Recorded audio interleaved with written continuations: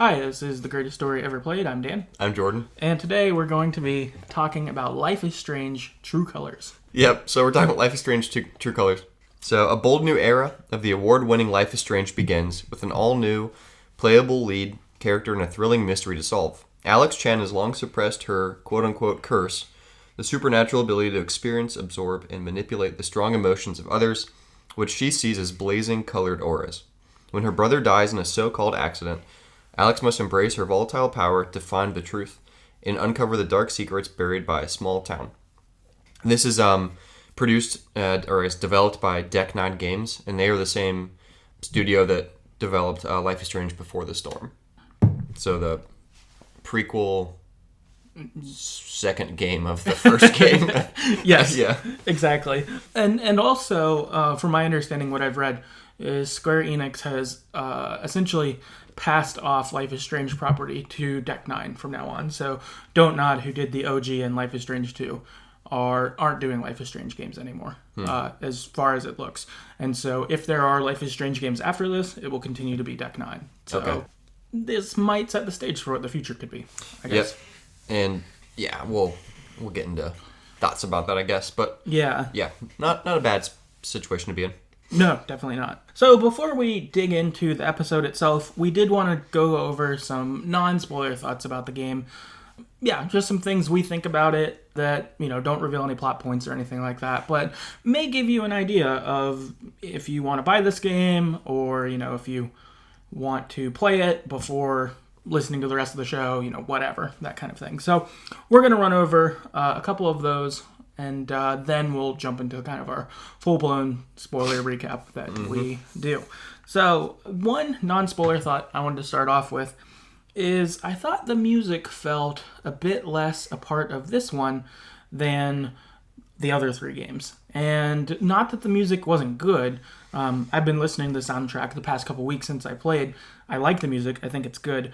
But in the previous three games, I feel like there's a lot of moments. The episodes would end and you'd hear some song playing, and then you'd see our characters doing things. And this one wasn't that way as much, which I thought was a little odd. Part of me wondered if it was because they thought people would be streaming it, and so they didn't include songs in those big moments because then they wouldn't get DCMA'd or whatever. Oh, yeah, that's right, because you can't include them in a stream. I always forget about that. Yeah, licensed songs can't be there. And that's just so weird. Yeah, it seems like a stupid rule in itself, but it seems like the game licensing it should cover it being...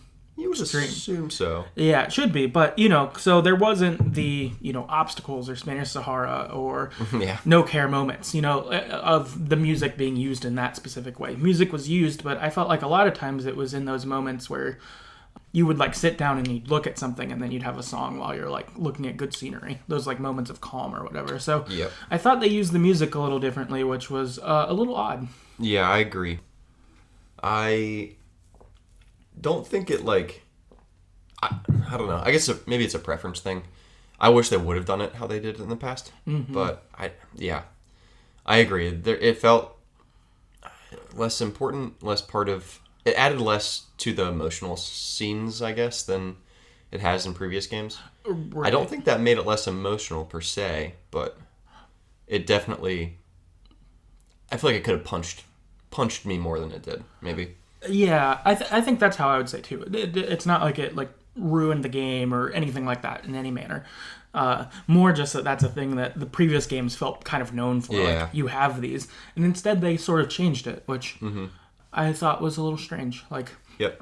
But the music they did use was good, and there were times where they had moments that were more like some of the previous games, but a lot of the time it seemed like they'd instead have an instrumental going instead of going I felt like in Before the Storm, the Daughter songs, those were such a big part of the game. When Rachel burns the tree down, or when Chloe tags the bathroom, or whatever, those were big in all of them, or their montages they do and all that. And so it was interesting to see this one changed a little bit. Yeah, that's fair. But the music is good. It's really good. I liked it when I played it. I really enjoyed listening to it. It's good. It just was used a little different. So yep. That was one thing I noticed pretty quickly, too. Anyway.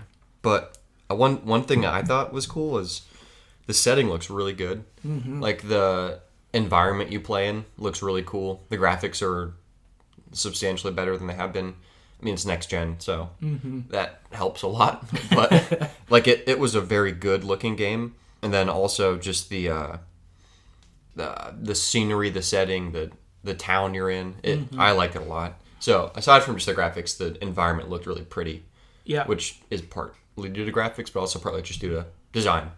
Yeah, no, totally. I would totally visit Haven. When you get there, you're like, this is great. I've had Colorado on a place I want to visit for a while, but then other vacations have like snuck in instead. Trumped them, yeah. Yeah, and be like, oh, okay, I'll do this instead, but I'll go to Colorado sometime. And this one was like, you need to go. Yeah. It looks dope. If a place like this exists, I'm gonna... It is probably based on some kind of real life town. I think it's based on Boulder. Oh. Is what I heard. That's cool. I don't know if that's right, but I think that's what I heard. Boulder. Yeah, it'd probably be sweet. Yeah, that's awesome. But I agree, the graphics look great. It's definitely the best looking game of the series. Yeah, hands down. And it's also the newest, so that probably just due to that. But that's true. It should. You played on PlayStation 5, right? Yeah, I did. Same. Which helps a lot. Yeah, that's true. Yeah. That definitely helps. Yeah, I thought that was great. Another thing in the game I liked is I thought the characters being in their 20s was a good upgrade. They could go to bars. It felt like they were more my peers than in any other game. The other ones, they're teenagers and stuff, so it's more like you relate to them in that you were a teenager a while ago, but like not forever ago, kind of thing. And you're like, oh yeah, I remember 8 years ago or 10 years ago, I might do something like that, at the times you've played them. But this one instead, they felt closer to your peers, kind of thing. And I thought that worked out well. I think some of the serious situations they could be in, or whatever, it felt more like, yeah, I could see this, like it fit, and I thought that was a good change.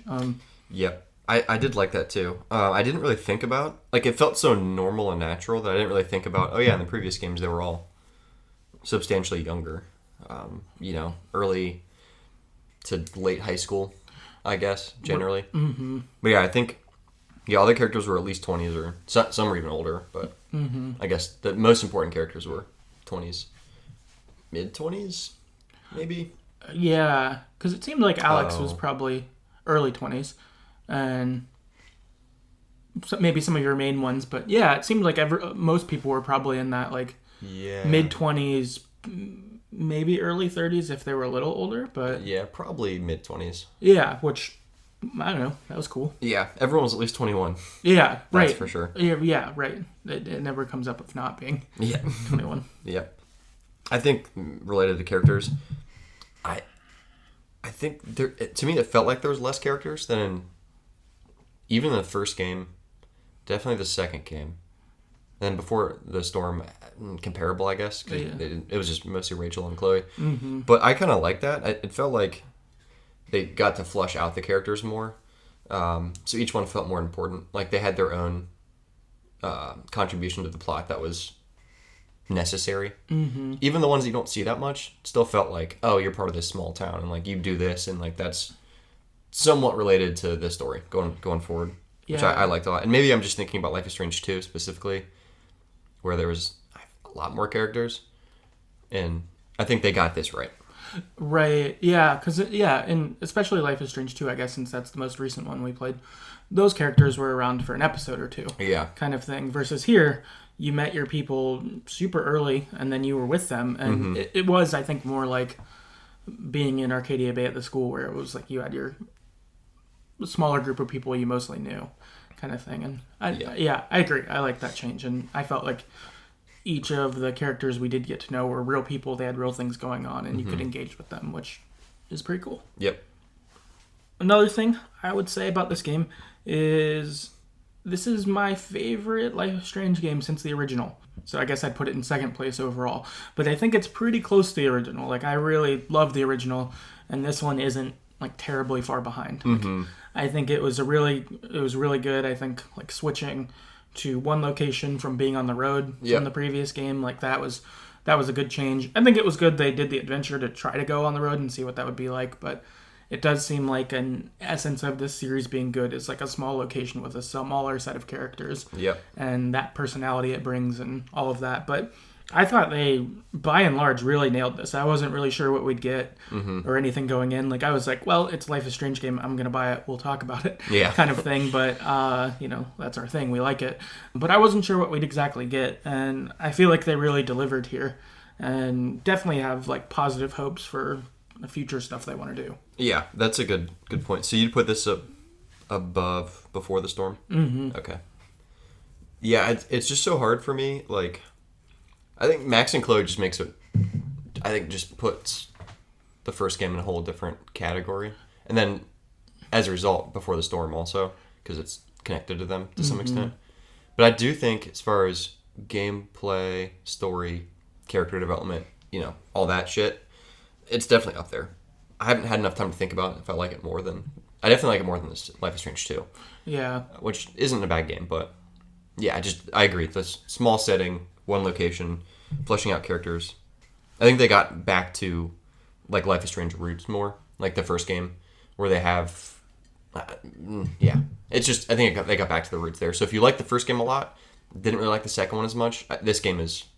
It goes back towards the first one. Right. Yeah, I think so too. I feel like it kind of captured some of the, like, quote-unquote magic of the first one. The things that, like, drew you in about the first one. I think there are some things in this, in their own way, that kind of capture that. And I think that's why it goes ahead for me. Yeah. On this. Like, I think Before the Storm had some really good parts. I think Life is Strange 2 did also. But this one, I feel like end-to-end just kind of did it more for me. Yeah, that's fair. All in all. Yeah. So that's where I'd rank it. But also, I finished it a few weeks ago, so I've been thinking about it for a while. That's fair. Whereas I think you finished it sometime this week. I finished it this week, yeah. So that makes sense. There's definitely parts of it I like more than the first Life is Strange game. Like certain aspects of it. I don't want no spoilers, but there's certain things like that I think that make it better. But then I think overall, first game. I think I would agree. I think it's probably my second favorite.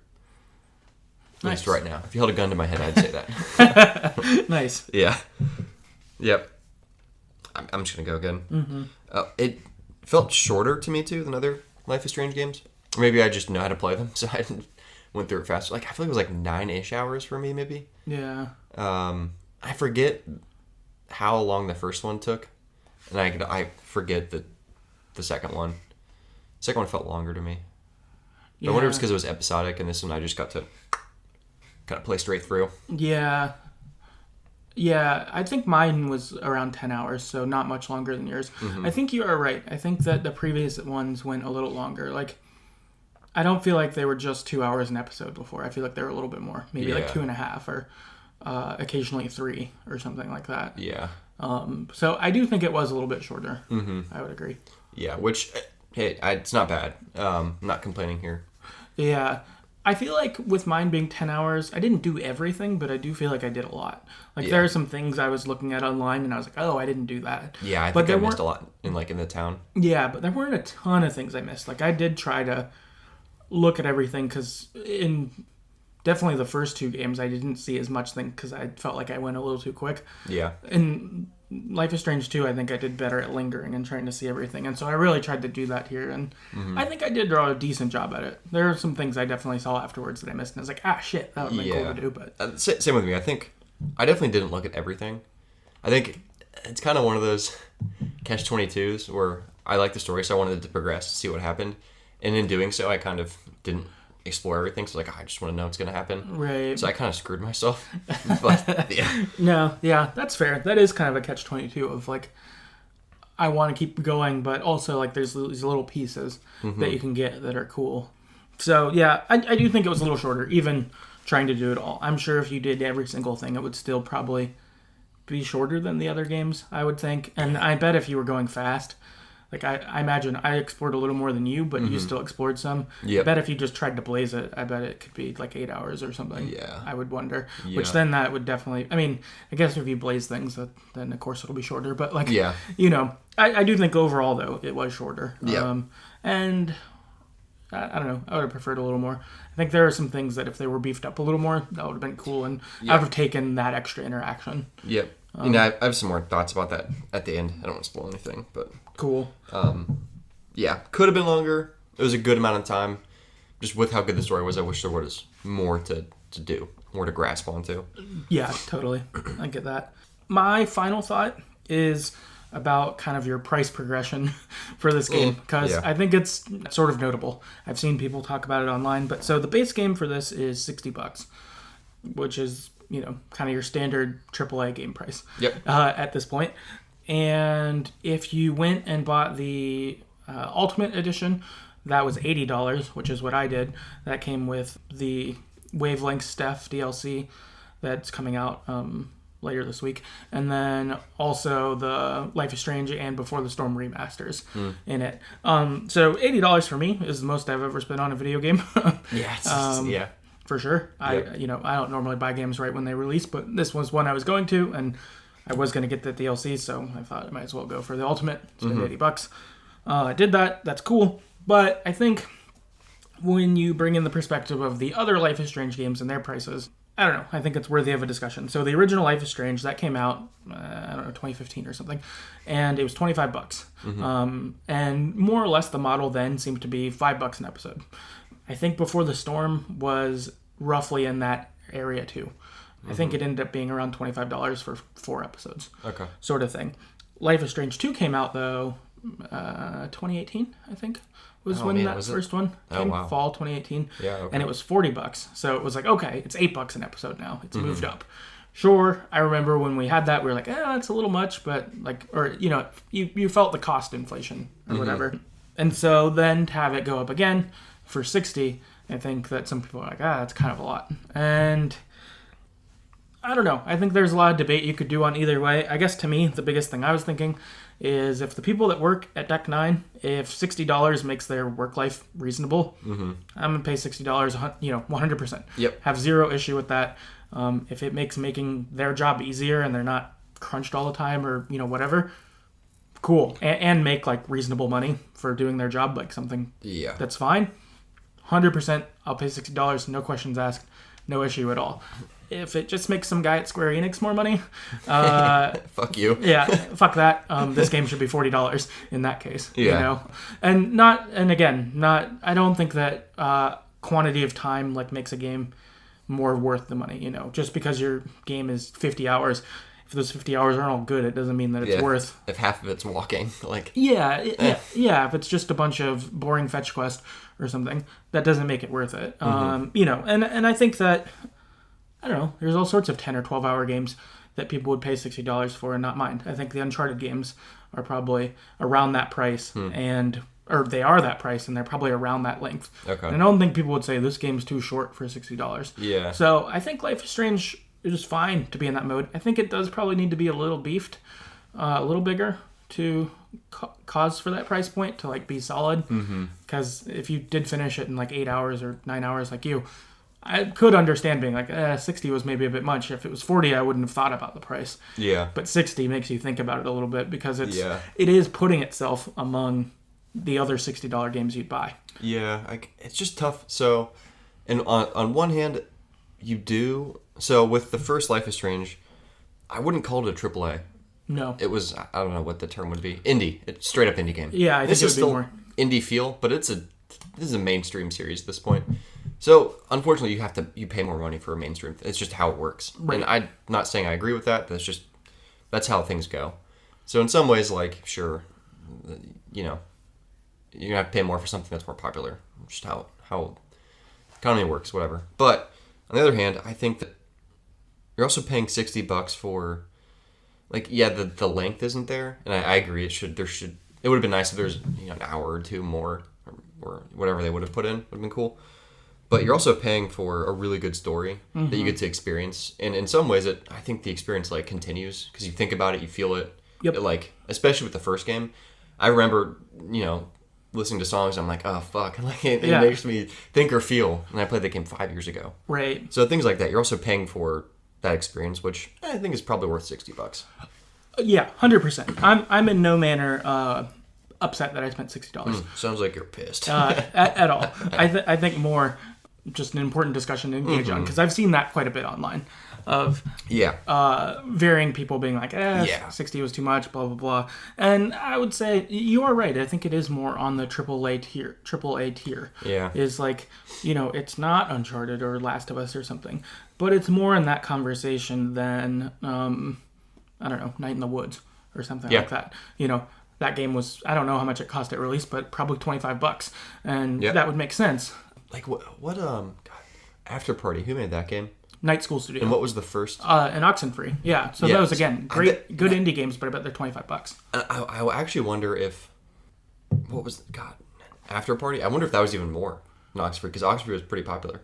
Not AAA, like, everyone's buying this game, but I wonder if they increased in popularity. I might look that up later. Yeah, I wonder if After Party's price increased from Oxenfree. Yeah, I wonder if it went to 40. Because that would be a good... 25 to 40. Yeah.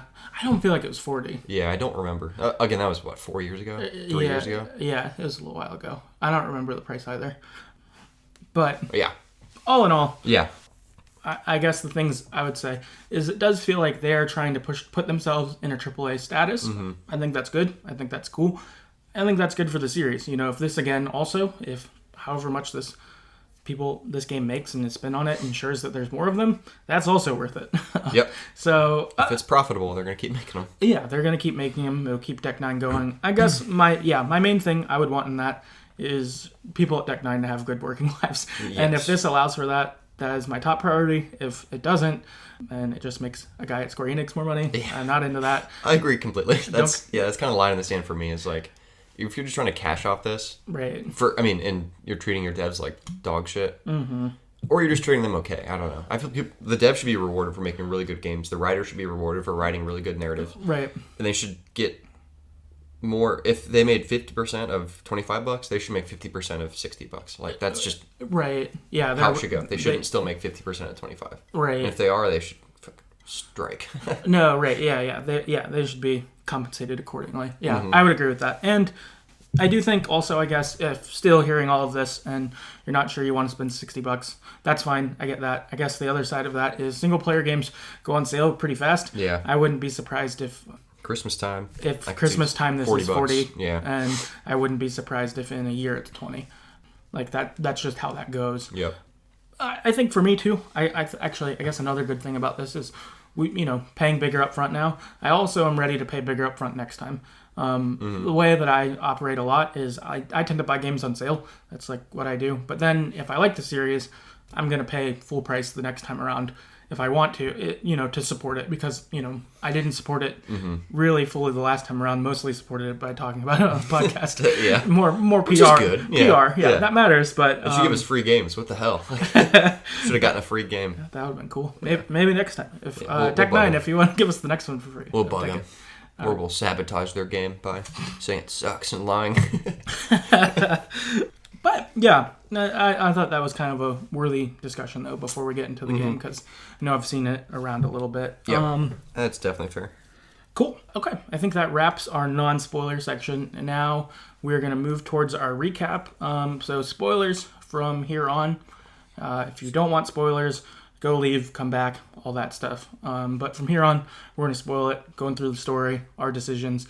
A lot of listener feedback on the decisions too, so excited to hear from other people as well. But so that's what's coming from here. But first, we'll talk about our characters. I think just setting the stage and hitting up the, 10-ish characters who come in most primarily will be helpful, because we're going to be talking about these people throughout. So, characters. Starting up first, we've got Alex Chen. She is our playable character. Empathy's her superpower, so essentially she can feel other people's emotions, and so that can be things like they're mad, and so I feel mad because they're near me feeling mad or sad or whatever. Or you can touch their memories essentially and be able to feel what they're thinking about. Almost. I think if the emotion's strong enough. Yeah, because there's points in the game where there's like an object that's connected to some feeling, past or something, even in the past. And then she can, hear the memory almost. Right. And then in the moment, if someone's feeling something strong, she can also kind of read their mind as to why they're feeling it. She can't, and the game portrays it as audibly hearing it. But I imagine she more just knows why they feel it. So it's probably for the player more than anything. Right, yeah. And she's in her early 20s. Yeah. I would say. At least 21. Yeah, at least 21, because she ends up working at a bar and drinking beer at the bar. And no one says anything. So while on shift. Yeah, while on shift. So. Or it's just Colorado and they're like, Yeah. Fuck it. I think that 21, though. for her. So, or at least. So, yeah, that's first up. Next up, we've got Gabe.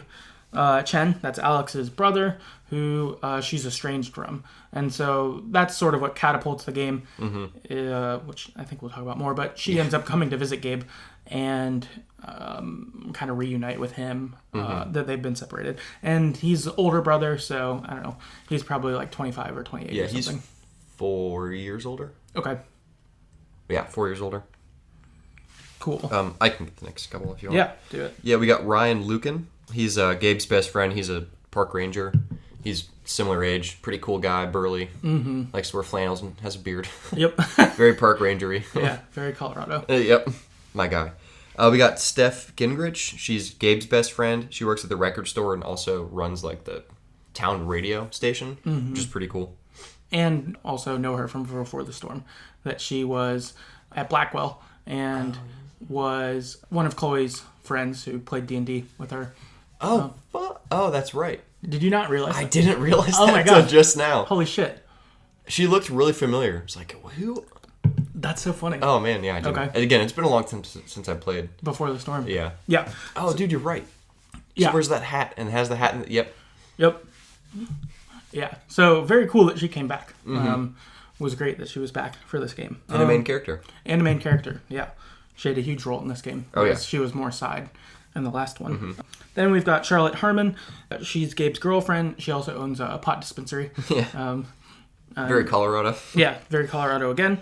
Then we've got Ethan Lambert. That's Charlotte's son, who is maybe like 10. Yeah. And he like makes comic books and draws and all that stuff. Likes D&D and monsters and etc. Yep.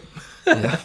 Diane Jacobs. She's a lawyer from Typhon. It's like this mining company that's huge.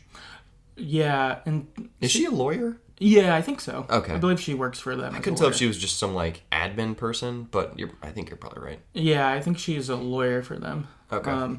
And is not brand new to the town, but newer. Yeah. Like, she's the newest person there besides before Alex, it seems like. Yep. Then you've got Jason Pike. He's the sheriff in town. So, a kind of small town sheriff kind of guy. Yeah, knows everyone. Knows everyone. The town itself is small, so it seems like it's a place where everyone knows everyone. And, like, he's a sheriff because you need a sheriff, but, like, everything seems pretty chill, I would say, by and large at the town. Everyone knows everyone. There's probably not crime going on, like, all that. Yep. Then you've got Jed Lucan. He's a bar owner where Gabe works. He's Ryan's dad. And he's also a local legend that he's renowned in the town for some events that happened in the past. And so he's kind of almost like a small town celebrity to them. Yeah. Like he's recognized. Everyone's like, oh, Jed thinks this. That's cool. Like he's that kind of guy. Kind of like the unofficial mayor. Right. Kind of. Right. He also has a really cool mustache and beard. He's got like a cowboy mustache that goes real far out and kind of curls. Real cool looking. Yeah, definitely. Eleanor Lathe? Is that how you say that, maybe? Yeah, I think you're right. She owns a flower shop. She's just kind of an old grandma, warm, friendly lady. Riley Lathe, she is obviously Eleanor's daughter, and she works at the flower shop with her. She's the next character, Mac's girlfriend, and she's like trying to get into a college.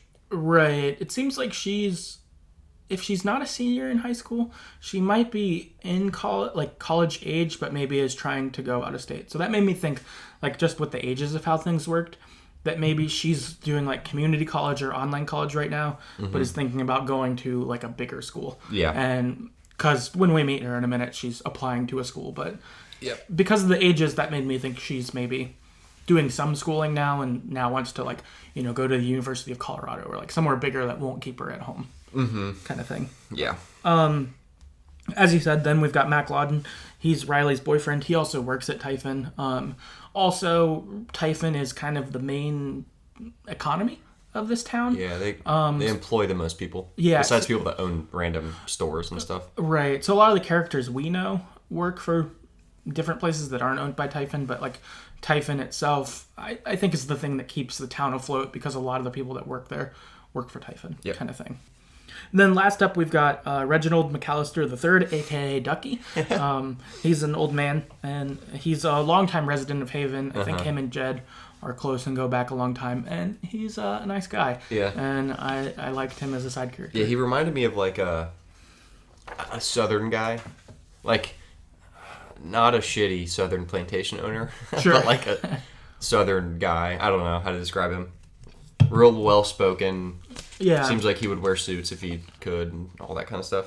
Yeah, he's funny. His communication is elaborate. Yeah, it's elaborate, and he'll go into things, and he's a nice guy. And even his like text messages, he signs them like his full name and all that. Yeah, it's like people that have. Sorry if you're one of these people, but have their signatures and their texts. Oh yeah, yeah, it's kind of like that. Yeah, but he's an old guy, so it's kind of funny. Yeah, it's nice. He's super endearing. Yeah, he's a good guy. Okay, so those are our characters. Hopefully this gives a good lay of the land. So now we will get into the recap. Also, we're doing the whole game. I guess we didn't say that off top, but we're doing the whole game. It was released as a whole thing, but it is divided into chapters, a little similarly to the previous Life is Strange games where they did episodes. But since they released it all at once, we thought it was best to go through it all at once. There are chapter breaks. We won't maybe specifically acknowledge them, but as the game goes, there are chapter breaks, and you'll get spots where you would get stats, and it would show you your couple key decisions, and then kind of your minor decisions that happened in the episode too. So probably a little more similar to how Life is Strange 2 did their stat system, I would say, because there was, in like the OG Life is Strange or a Telltale game, there's 5 big decisions they show you. Yeah. In this, instead, not every chapter had 5 big decisions. Yeah. Some might have 1, some might have 3, but then there'd be another page or 2 of here's 8 other decisions or 10 other decisions you made that are of more or less consequence. Kind of thing. And when there's a big decision because it like freezes. Yeah. And then it tells they make it really obvious, which is nice. Yeah, they still do the Life is Strange big decision moment. Yeah. They let you know when they do happen that way. So those are there. Also, for our recap, we highlighted, 4 or 5 of the big decisions to talk about. So we didn't talk about every one. We didn't, note them all. We might talk about our differences on those decisions along the way, but we wanted to pull out kind of the biggest ones that we felt were most important / seem to have a good split difference to be able to dialogue as to why people did different things. Yep. So that's sort of where we're at. So yeah, full on, we will jump into our recap. So our game begins, and we've got Alex talking to a counselor who is talking to her about moving out on her own. And to me, it felt like the counselor didn't really want her to leave and was trying to discourage her from leaving by asking questions like, do you think you could work with people? Do you think you'll be able to handle yourself? Like, that kind of thing. Yeah, because it seems like there's been a bunch of, incidents with Alex's power that the counselor doesn't know about it, or apparently no one does except Alex at this point. Mm-hmm. But, there's incidents where she'll, freak out on someone or, absorb their emotion, then just act out because she can't control it. Right. So, I think her counselor's kind of worried about her not being counseled still, I guess. Right. It's the vibe I got, too. Yeah. And I think Alex is kind of it feels like an exit interview for her, where she doesn't, really want to do this. And it's I'm going to see family. You shouldn't, be coming down on me in this situation almost. Sort of thing. So that's sort of how it feels. Then we have Alex getting off a bus at Haven Springs. She's going to meet her brother on the bridge inside the town, who she hasn't seen in years. I think 8 years? Yeah, it's been a long time. Yeah. And they also haven't, really kept up in that time either. It's not like they'd exchange emails periodically or something. Instead, it's you've been gone, and then they've recently reconnected, and Alex was like, all right, this group home thing that I'm living at and getting counseling at and stuff, this sucks. I'm going to get out of there. And since she's an adult, she can check herself out and leave. So she does. And they reunite. And right away, you get to experience Alex's power, which is different than previous Life is Strange games. Usually, you have a trauma moment, and then the power is unleashed, it seems. Mm-hmm. In this one, instead, you have it right away. Yep. And you see this as Alex greeting Gabe. And, it's a little awkward because they don't really know each other anymore. And you see this blue aura around Gabe. And that he's sad, kind of that, oh, wow, you've grown up and I miss that. Yeah, he's kind of worried that you're going to hate him or I don't know, just be kind of frustrated, like, you abandoned me, things like that. And you know that because Alex's power. So you kind of get your first interaction here of, like, you can interact with the person who has the feelings and kind of ease their emotion. If it's, like, sadness, you can kind of tell them what they need to hear to understand that you're not pissed. Right. Yeah, so I think, there's that apprehension of, like, will she accept me, or, like, things like that. And so I think you can, like, choose to hug him or things like that and kind of affirm, hey, I'm here. Which is cool. Mm-hmm. Yeah, I went for the hug. I assume you did too. Yeah, I did, for sure. Not the business handshake. No. I felt like this was, real family reunion. Let's go all in. Yep. Also, before this, you do get your first moment of calm. You can sit on the bridge and look out at the mountains. Yeah. And I did that. I did that. A nice soundtrack comes in. You look at it and you're like, this place is amazing. Like, yeah. I would live there. Yeah, I would live there. That's what it felt like right away. And so it felt sort of freeing. Like, you're in this new place. It's great. You reconnect with your brother and things are moving along, and you feel like a new life is getting to start, We don't know what happened to Alex before, but it feels sort of hopeful moving forward, I'd say. And so Gabe explains, you guys start walking into town. He's like, so, you know me, I fucked up.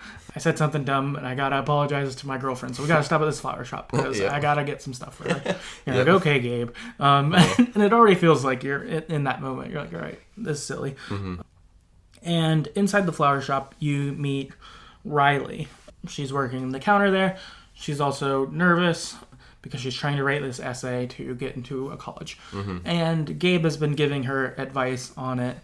And she asked for your advice also in this of, like, do I be honest or do I try to sound impressive? Like, weaknesses. Yeah. Gabe's like, be honest, like, you're too caring. You saved too many puppies or whatever. Mm-hmm. That was really funny.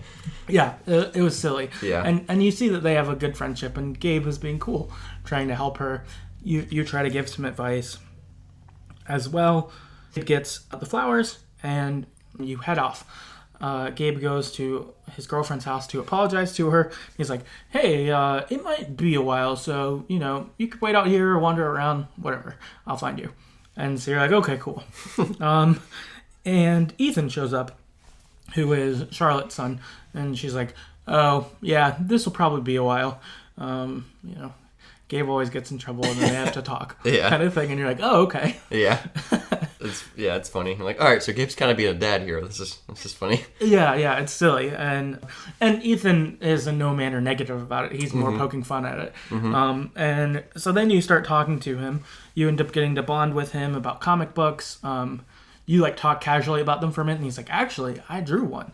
And he gives you an issue and shows you it. And it's pretty cool. Mm-hmm. Like, and he has a character he made called Thanor. Yeah. And it's pretty cool. It's like he's excited about this, and I thought it was nice that you could encourage that. And yep. Like, I don't know. Yeah, that was awesome. Then he also lets it slip that he likes to sneak into a nearby mine. And he's like, oh yeah, sometimes I explore and do this. And then he's like, oh shit, I shouldn't have said that probably. And you're like, yeah, probably not. Like, I didn't really, like, promise I wouldn't say anything. I just kind of, like... I forget what I said here.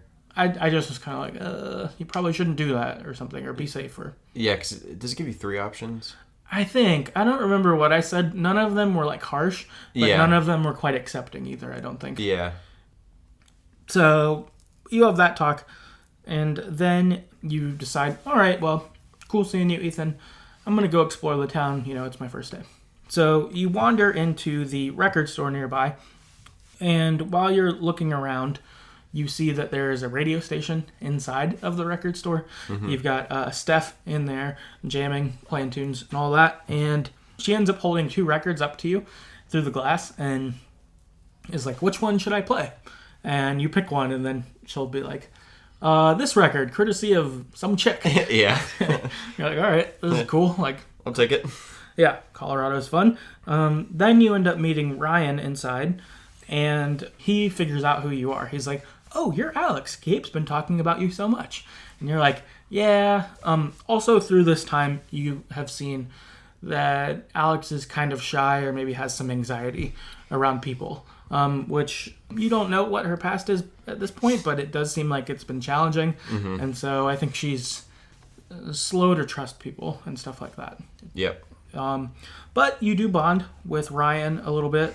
He lets you know that the record store is actually closed, but that he had gotten in because he was buying an album of bird sounds. Yeah, but Which is funny. Yeah, it's really funny. But he is like, oh, you can pick something up here. It's fine. Like, you're one of Gabe's friends, or you're Gabe's family. You're good. And you guys try to track down an album Gabe pre-ordered, because Alex wants to get Gabe a gift for like welcoming her to town. You end up finding a record he does have On hold. on hold. This is the most Life is Strange quest of all time. Mm-hmm. So you have to find the clipboard of hold items, and it's underneath this cat, and you have to get the cat to move because it's really mean. Yep. That's really fun. Yeah, it was silly. It was a very Life is Strange quest. Yeah, very silly, but like, this is so important. I need this list. Uh-huh. Yeah, it's really funny. Exactly. But you do find it. You find out what he had on hold, and you take it and buy for it. Then, once you buy it and you have gotten that done, Steph burst out of the radio station pissed. She's got the red glow around her, so you can tell she's angry because she's yelling at someone on the phone. Yeah. But also that red aura, you're like, okay, this is what anger looks like. Cool. Yeah, not good. Yeah, and Ryan is like, you can go deal with whatever that is. I'll take over. I can watch this. I can watch the store. Mm-hmm. I can watch the station. I'll play the next song. I can do that. Yeah. Yeah. And Steph's thankful and heads off. Gabe shows up, and then Alex and Gabe head off to Gabe's apartment. And then in here, they head off to Gabe's apartment. I think on the way back to the apartment, you mentioned you met Ethan. Yeah. You mentioned you meet Ethan, and Ethan is Gabe's like essentially backup dad, or dad too, of sorts. So Ethan's actual dad, is still in the picture. He's somewhere. He comes up later. Yep. But that Gabe has kind of become in that role. That him and Charlotte and Ethan are a family of sorts. Mm-hmm. And Ethan likes him a lot. He likes Ethan a lot. Mm-hmm. And in your conversation heading back to the apartment, I think this is where this happened. I feel like my notes might be a little out of place here, but I think this is where it happened, because you mentioned Ethan when you're walking back. Yeah, and you mention him, and you have the option to volunteer information, which is where your first kind of big decision we want to highlight is are you going to tell Gabe that Ethan goes and hangs out in the mines or not? Yeah, so I told Gabe. Yep. I don't know. It just seems really unsafe. I mean, mines generally seem bad to go into if you're any miner, like any person, but especially if you're a 10-year-old kid at night. Like, no, sorry, man. Gonna have to rat you out. The only hesitancy here was like, well, maybe Ethan might hate me. But I'd rather him hate me than be dead. So I could see this backfiring later. Right. That was kind of my thought. Yeah, my thought was similar in that, like, greater good. Keeping kids' trust is really important in general, but this is beyond, like, I don't know, telling that you smoke cigarettes sometimes or something like that.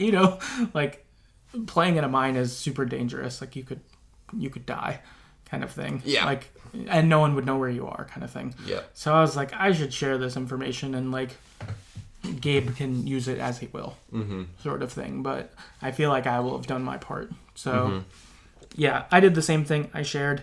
53% of people did this, but 47% of people didn't. So actually pretty split here. Kind of surprised. What to do. I am a little bit too. But it felt like it was uncertain what this decision could mean, which was good. And I think is probably why the split happened. Yep. But feedback-wise, we've got a bit here. First up, we've got Alyssa on Twitter and said, I did tell about the plans as it felt like the right thing to do, supporting Gabe in his Dad Plus role. Yep, I agree. Gabe called himself Dad Plus. Yeah. Because I think he's like, I'm his buddy, but also, I'm a dad now. Dad Plus. Yeah, so that was funny. Yeah. But yeah, makes sense. Yep. Callum on Twitter said, definitely was the safest thing to do for Ethan and didn't want to lose the trust of Gabe or Charlotte. Yep. Yeah, right on. Same. Mark on Twitter said, yes. Why wouldn't I? A random kid tells me, hey, I'm going to do something dangerous. Don't worry about it. I'm going to be like, where are your parents? Yeah, for sure. Totally. Ren on Twitter says, I did, so also told. Nice. Christopher on Twitter said, hell yeah, what kind of big sister figure would she be if the kid got killed on her first day in town? Yeah, that's a really good point. Yeah, totally. Hey, this random kid told me this thing, but I didn't think it was important. Like, now everyone in town hates you. Yeah. Gotta go. Yeah, that would be a bad day one. Tiny Untired on Twitter says, totally. If there's one thing I've learned in Life is Strange, don't let little kids go out into the wilderness alone. Yep. Yeah, that's true. And in real life, too. Yes. Adam on Twitter said, I did. You can find plenty of posters and my block, question mark. Post warning about the detonation long before you get a chance to warn Gabe. I probably still would have warned without all of those, but definitely can't let the kid go up there if it's going to blow. That's a good point. I don't remember seeing these things, but like, if you see these posts about detonations, you're like, you're not going up there, you fucking idiot. Like, yeah, you're trying to get blown up. I did see these signs. So there were signs that were around that were like, sirens will blare at 7 o'clock or something. Detonation will soon follow or something like that. And yeah, the My Block, which is essentially their version of Twitter in the game. But I didn't see the My Block one, but I did see the postings around town. And I got that vibe of, okay, it's a mining town, so they blow stuff up periodically to make new stuff. But that does add danger. It's not just exploring in the woods. You're going in a dangerous location, potentially, where there's explosions. It's already dangerous, and then you're throwing in, well, it might explode. So, okay, so it's danger plus. Yep. Shit. Yep, exactly.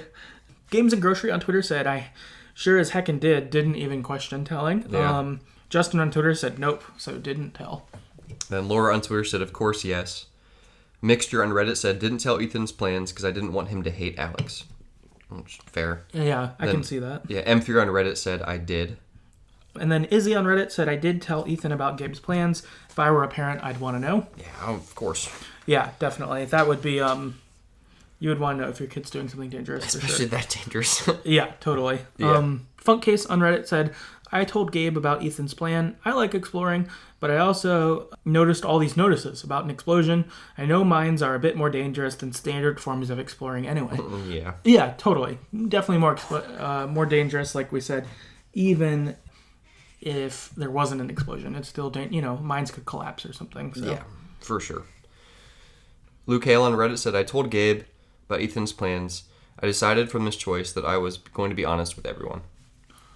Yeah, I think I did the same thing. Once I did this, I was like, okay, be honest with everyone because you don't want to violate what you say in games like this because you could be punished severely. They will punish you for it. Yeah. It will happen. Yeah, so be consistent. Even if you fuck up and what being consistent isn't what you want. Too bad. Stay that way because... you're fucked. Yeah, you gotta do it. Bella Thors on Reddit said, no, I thought that kids need room to explore, make mistakes, blah, blah, blah, blah, blah, and I wanted him to like me. So, a little extreme. Yeah, I can see what they're thinking, but yeah. Also, Jello on Reddit says, I did tell Gabe about Ethan's plans. There was no way I was letting a kid travel into mines when all I've seen around is information about an upcoming explosion. Yep. Makes sense. Yep. Nobody asked on Reddit said, nope. To be honest, I didn't give this one much thought past he seems like a cool kid. I just got to the town. I don't feel like snitching. I just finished the game, and this was the only choice I wish I had done differently. Mainly because I tried to play the whole game by choosing the more realistic options, in my eyes, rather than the emotional story-driven ones. Realistically, if a kid told me he was planning on playing in Mines, I'd make sure his guardian knew immediately. Yeah, that is kind of difficult. There's a lot of times where you're like, I definitely felt the pull of like, I want this kid to like me. Mm-hmm. So in real life, I would never let a kid do that. I would tell him to his face, like, don't do that. Right. I'm not your parent, but that's stupid. Right. But in the game, you're like, he's not a real kid. Like, I don't care. I want him to like me. No, yeah. And I thought that was a good separation because how you like feel... Right. Me as a person, I would tell a kid to their face also, don't do this. I'm also going to tell your parents about this. Like, this isn't... I'm not letting this happen. This isn't happening. But then here, you do have that pull, and that you just bonded with him right before this. Mm-hmm. And so, that even seemed like the best interaction Alex had had so far. Is like, it felt more comfortable than her with Gabe even. That she just bonded with Ethan right away, bonding over comic book shit you like, and it was going. And so I understand that, but yeah. Yeah, you're cool, and then all of a sudden he's going to think you're snitch. Right, yeah. Like, that sucks. Right, totally. I care what some 10-year-old kid thinks about me way too much to snitch on him. Right, yeah. And, yeah, all of that. He's going to be in your life because he's in Gabe's life. Mm-hmm. So, I understand that. Sarunas on Reddit.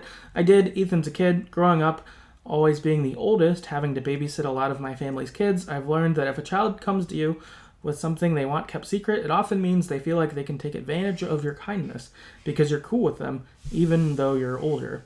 You don't want to see them get in trouble, but more than that, you don't want to see them get hurt or worse, unless it's a harmless fib where no one gets hurt and no surprise or a surprise for their parents. I'll keep a child secret. Kids are horrible liars anyway, the ones I've dealt with at least, so it's not like I would have had to carry a secret to my grave anyway. So, yeah, I think that just that's a good point. Yeah. Yes, very good. Bella on Reddit said, "Of course I did. I'd seen all the posters about the blast all over town. I wasn't going to let this little shit kill himself. He turned out to be an awesome kid, of course, but I was annoyed he was putting himself in clear danger like that." Yeah, that's fair. Yeah, I wish I could have had a harsher response to him in the moment.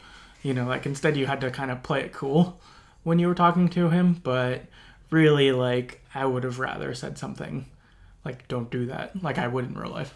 Yeah, and he probably would have done the same thing anyway, just to advance the plot, but... Yeah, I think he would have done the same thing, and, all of that, but, yeah, I think things would go how they would. But from here, though, you go to the apartment where Gabe lives, and he lives above the bar that Jed owns. And Gabe mentions to you that Jed is a local legend of sorts, and I think they even see Jed on the way. Yep. And he teases Jed about that a little bit, and he's like, "Oh, the local legend," and Jed's kind of blows him off. And later, Gabe's like, "You should find out about that. It's pretty cool, actually. He's a good guy," kind of thing. You get to the apartment, and the apartment is sweet. I thought it was awesome. I would live in this apartment. Yeah, sure. It was a studio apartment. Yeah, but it had a bathroom. Yeah, it was like a studio apartment, so your kitchen, living room, bedroom are all kind of connected. Uh-huh. But it's a pretty big studio. It was huge. It was huge.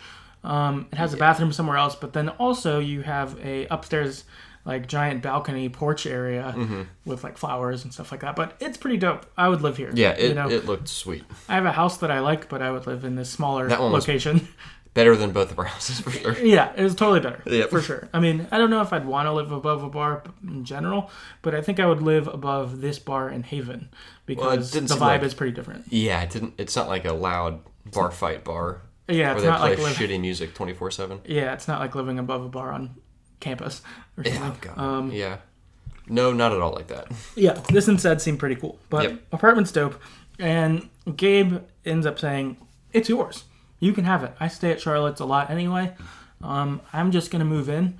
This is yours. I want to set you up on a good foot." Which is really cool. Mm-hmm. You end up finding a guitar he bought for you, which was cool. You used to play a bit when you were kids. That was super nice. You show that you picked up his record. Mm-hmm.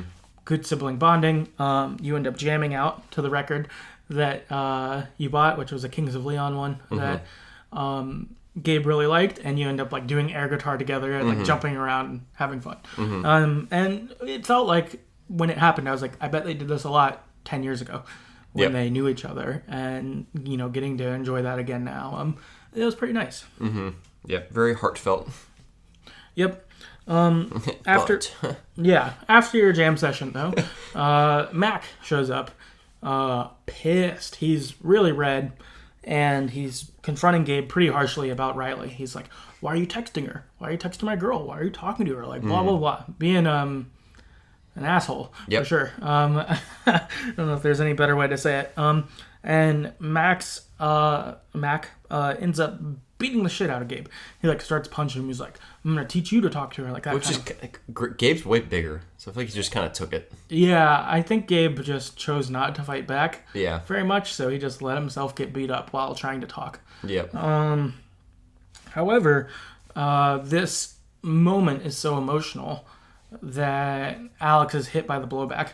Before this, when like Steph was angry or when Gabe was sad, Alex could feel their emotions, but also was wary of them. Almost that the emotions are bad, you don't want to be near them, sort of thing. Because they can, like, she'll absorb them somehow and react kind of how she does here. Yeah, that they could almost be controlling in that. And that's certainly what happens here. That anger overflows, and then Alex says the things Mac is saying, and then beats the shit out of Mac. Yes, badass. Yeah, she fucks him up. Yeah, she, like, rocks him. And in the midst of this, Gabe, like, tries to go to her, and she accidentally hits Gabe in this. And so Mac and Gabe both leave, and Alex is unpacking, making herself home at the apartment, but also feels really bad that this happened. Like, I'm a freak. My quote-unquote power, curse more in her eyes, hurt my brother the first day I was here. And you get the sense that she just feels really bad that this happens to her. Like, she doesn't want to do something like this. She doesn't want to be in a situation like this, but she finds herself here in these super emotional situations. Yep, and there was definitely nothing. Like, it seems like she has no control. Like, once she absorbed the emotion, I don't know what else to say, or what else to call it. She, like, just has to act. She just doesn't have control over it yet. Right, yeah. Exactly. It felt a lot more like a thing that happened to her than a thing she chose to do. Yeah, which adds a lot of insight into her past. I'm sure this happened a ton. Back in living in group homes, being in foster care, like lots of fights, lots of angry people, and then I'm sure she fought a lot of people. Right. And even from old text messages you can look through, you see some things that. Sure. And it seems like, like you said, that I wonder if she was even in situations like this. Someone wasn't bullying her, but they were bullying someone else, and she couldn't help but intervene with the same emotion that was being thrown, kind of thing. So it is hard. It seems like she's in a hard spot and feels pretty bad about this, about herself, I guess. After kind of roaming around the apartment, you go downstairs to the bar to go talk to Gabe.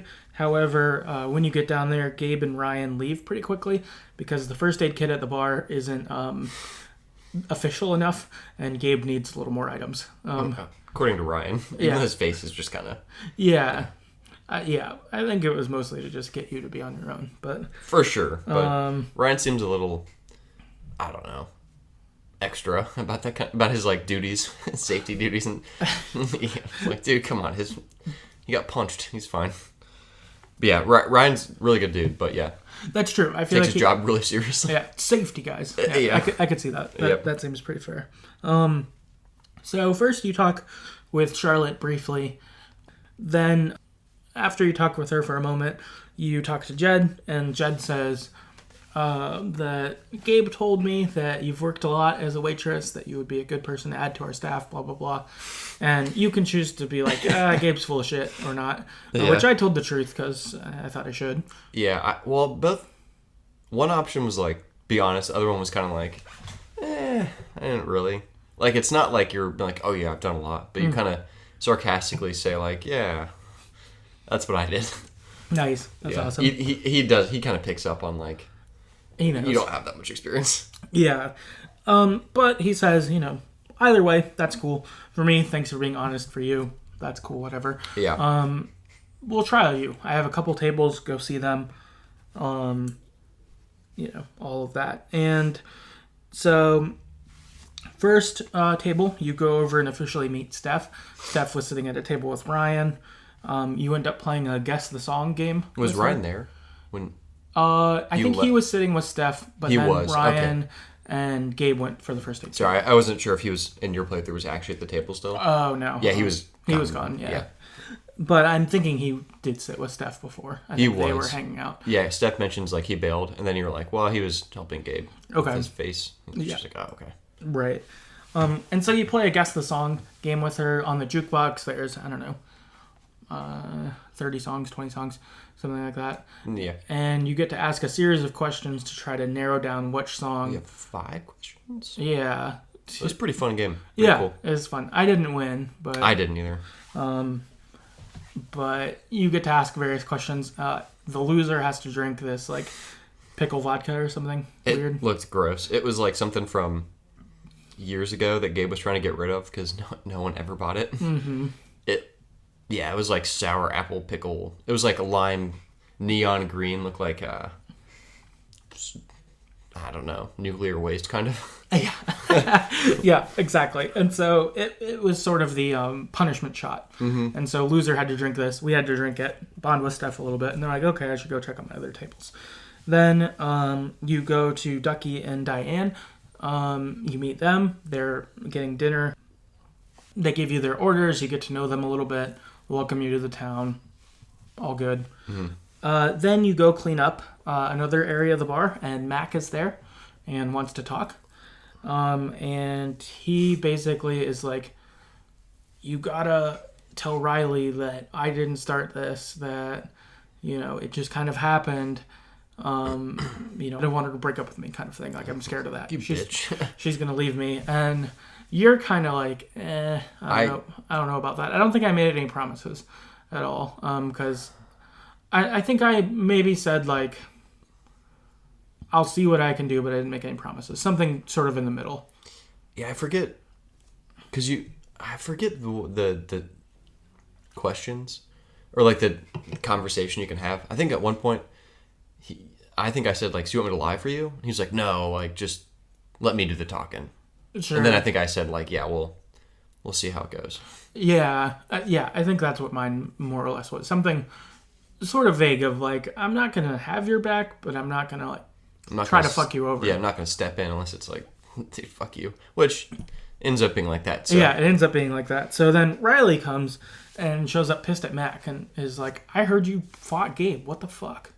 Kind of thing. And then Mac is like, well, he like hit me first. Sucker punch. I walked in trying to talk to him. He sucker punched me. Yeah, and then I stepped in immediately. Yeah, I stepped in immediately like, too. I was like, I'm not covering for you. Like, yeah. If you would have kept it vague and been like, yeah, we were talking and things got out of hand, I would have probably been like, yeah, they did.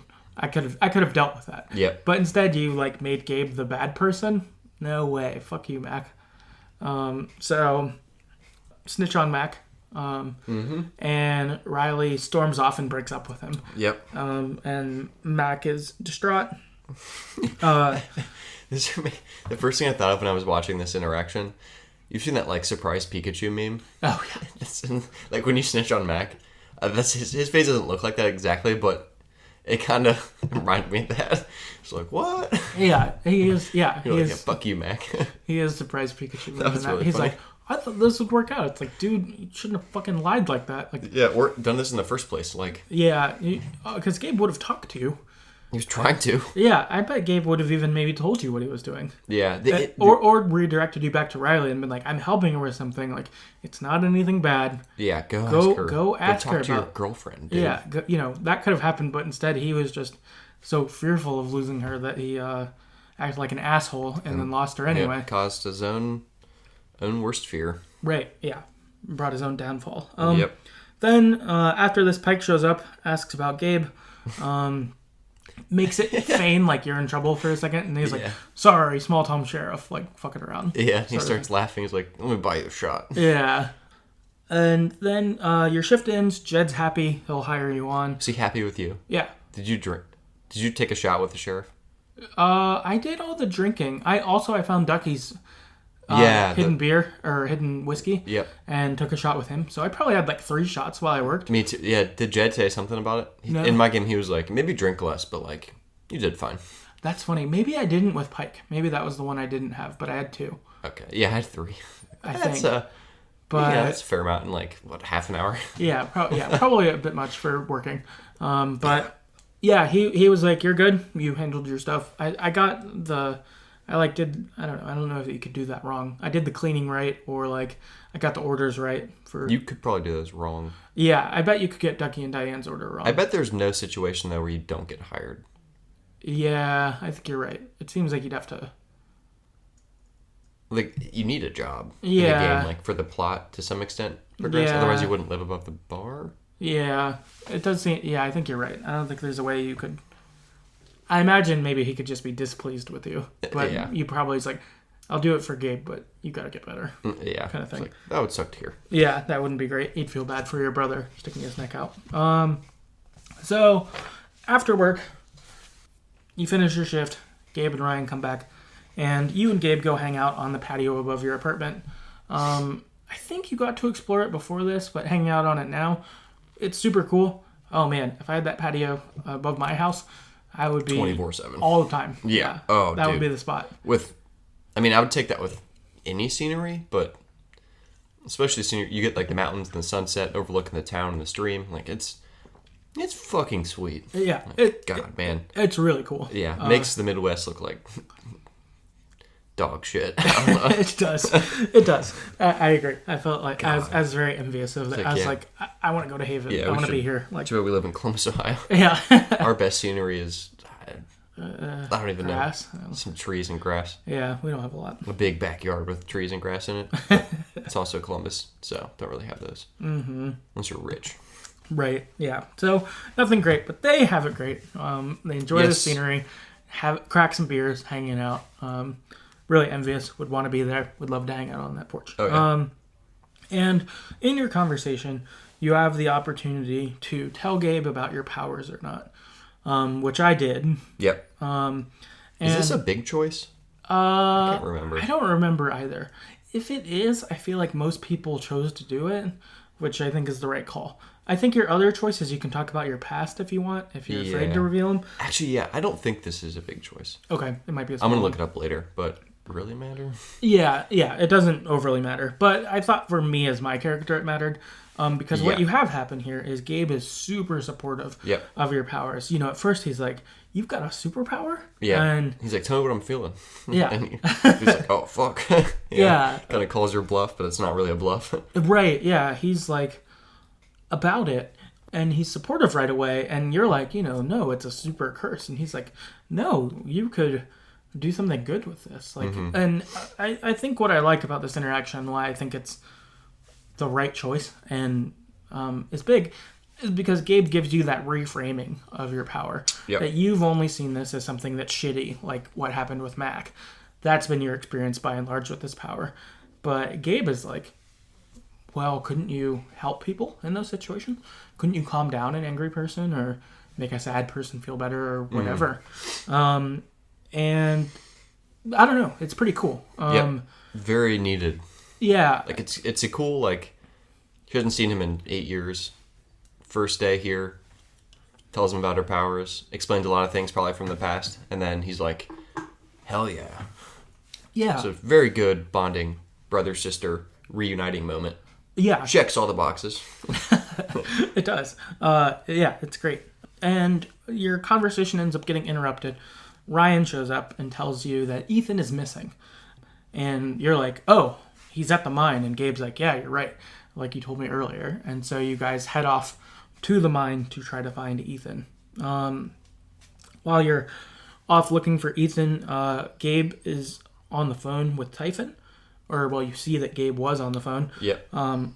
Assuming with Typhon, saying, call off the explosion. Ethan's MIA. He's in the woods. Like, don't do the blast right now. We've got to find him. And you end up using Ethan's comic for clues as to how to get inside the mine. Because you're outside the old mine. Because there's an old mine and there's a new mine. The old mine had a collapse back in the day. And so that one's not used, but its site is still there. And then there's a new one that's nearby-ish that people work at now, today, or whatever.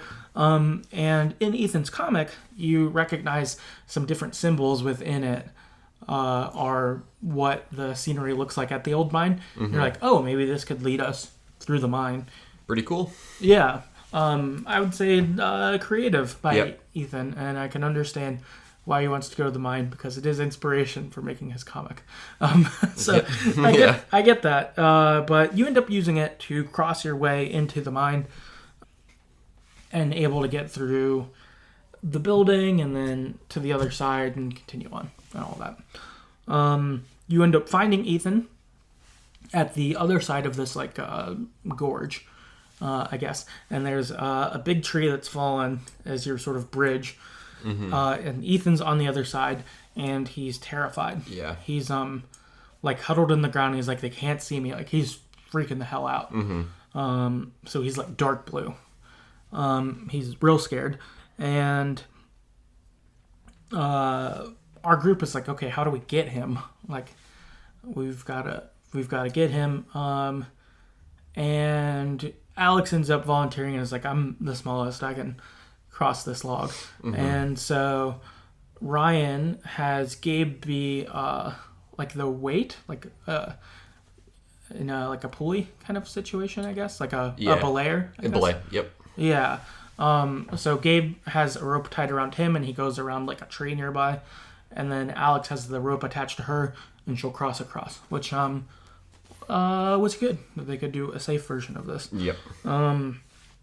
Alex makes it across, but is also pretty distressed as she goes forward because his emotions are so powerful that she's gonna feel them. Starts to feel them. Yep. And she realizes that I can't like talk him over here. I have to actually feel his emotions to be able to help him. But I have to feel them. So she's pretty apprehensive about that because, again, all her experiences have been terrible when it comes to this. Yeah, and he's terrified, so yeah, it's like not a great emotion I'd want to absorb.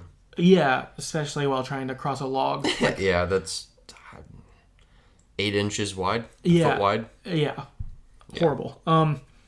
And she does this, and she ends up talking him through it. He's scared because below in the gorge, it looks like a face, like a monster face, kind of. And so he's really scared that the monster will see him and get him.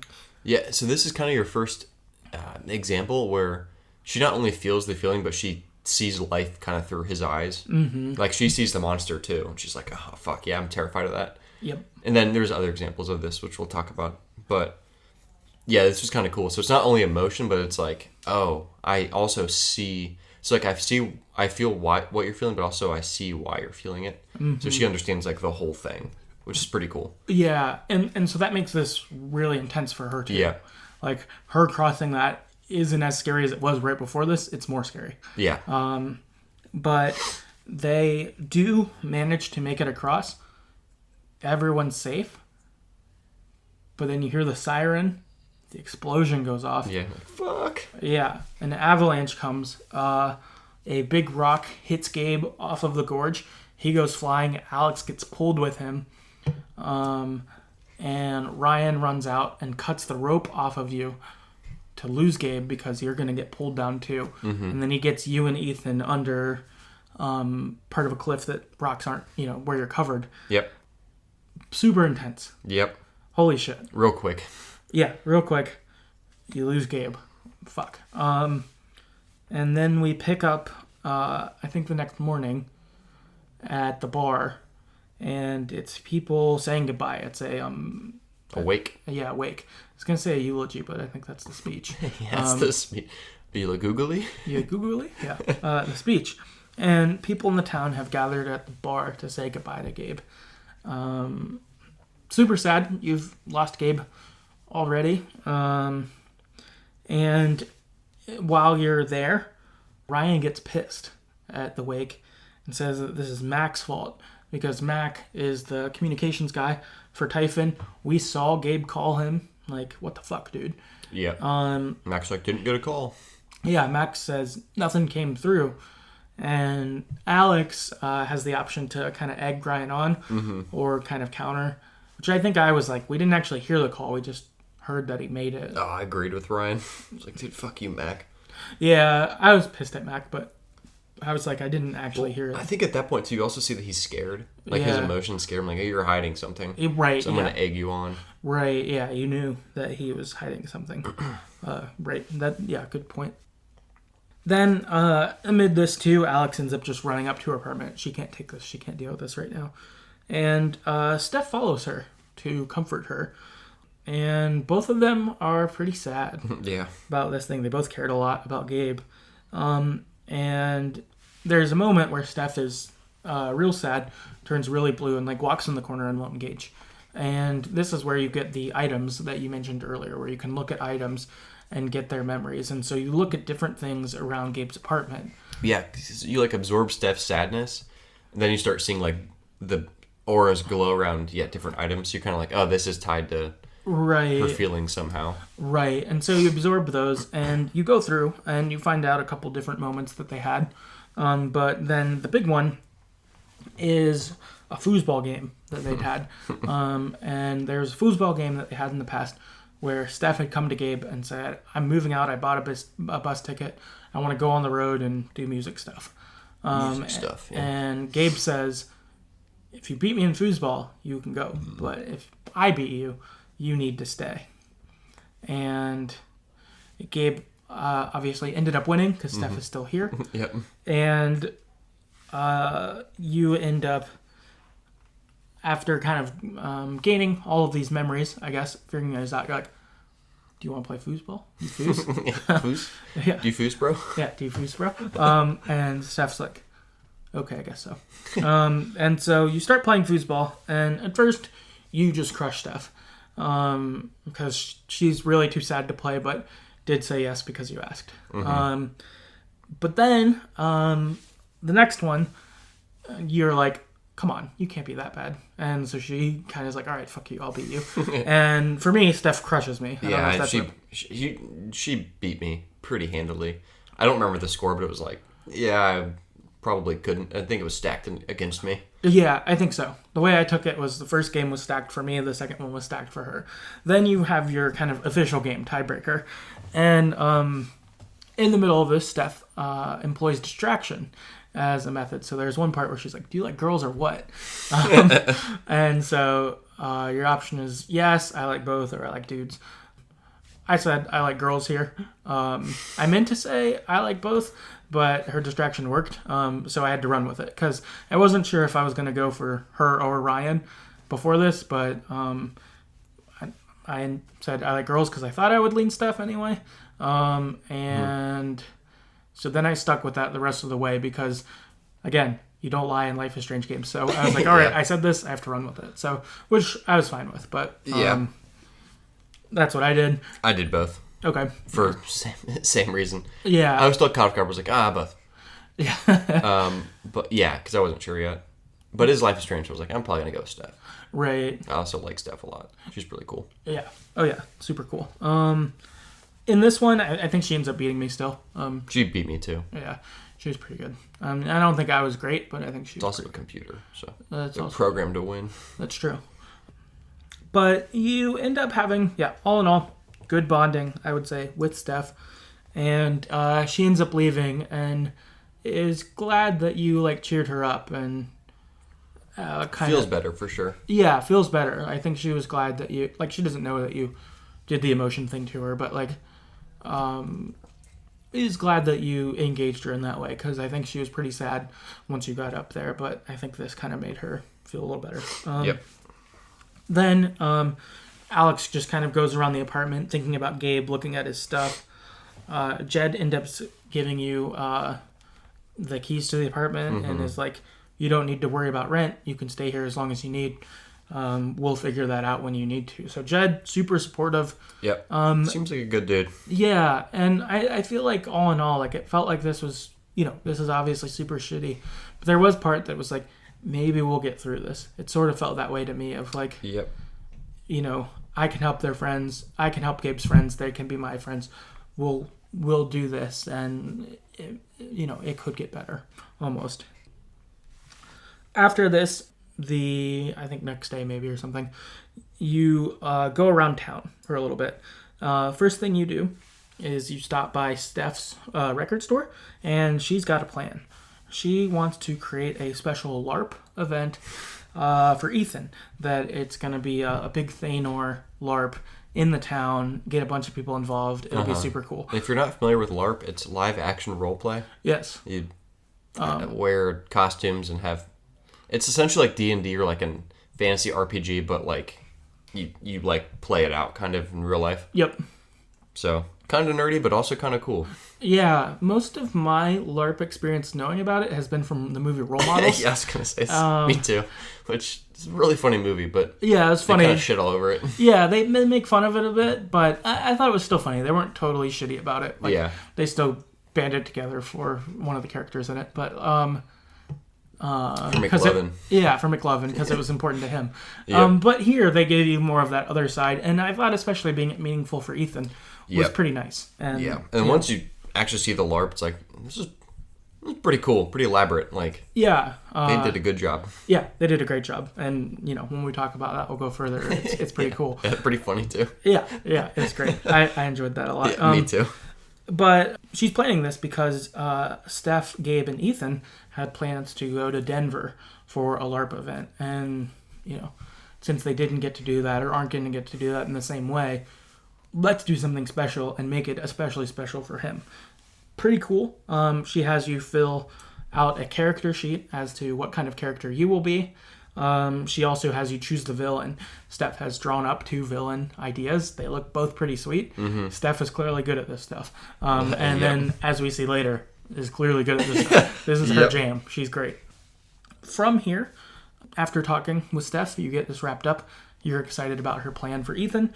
You head off to Charlotte's dispensary to talk to her and catch up with her, see how she's doing and whatnot. And this ends up presenting you with the next big decision.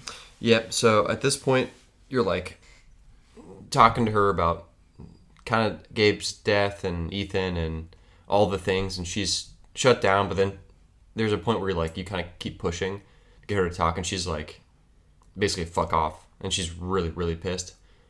So then you can oh no, sorry, this is jumping ahead.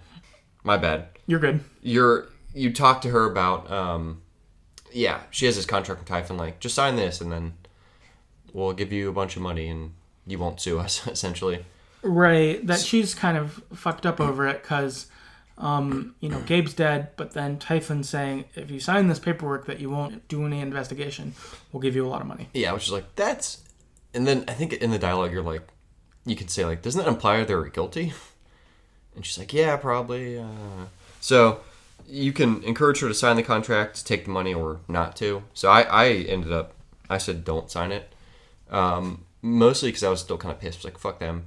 They're clearly wrong if they're trying to buy you off. If they did nothing wrong, then they wouldn't do this. They would just apologize or maybe not even do that. I don't know. But if any corporation that's trying to get you to sign something, nah, they're guilty. They are admitting guilt by this. That's true. They wouldn't do that if they didn't think they had more to lose later. Yeah, they wouldn't give money away for free. That's not what they do. Right. This instead would be damage control. Yeah.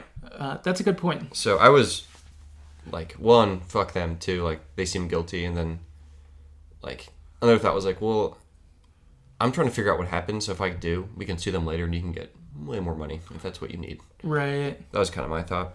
That makes sense. Yeah. I did the opposite. I said to sign it. My kind of thought process was, I don't know how this will go for us or you. I want to try to bust Typhon, but this will make sure you're taken care of either way. Yeah. Even if I fail or something else happens. And my thought being is that, Gabe probably would most care about them being taken care of than anything else. That's true. So that's how I thought about it. That's a good point. Was which I think what you did makes sense, and I could see doing that too. But the way I thought about it was I want you taken care of. I might be able to take Typhon down anyway without you. Yeah, which ends up happening. She doesn't really play a big role. Right. So that was sort of my thought, is I want you taken care of, even if other things go to shit. This money could help you out in a real way.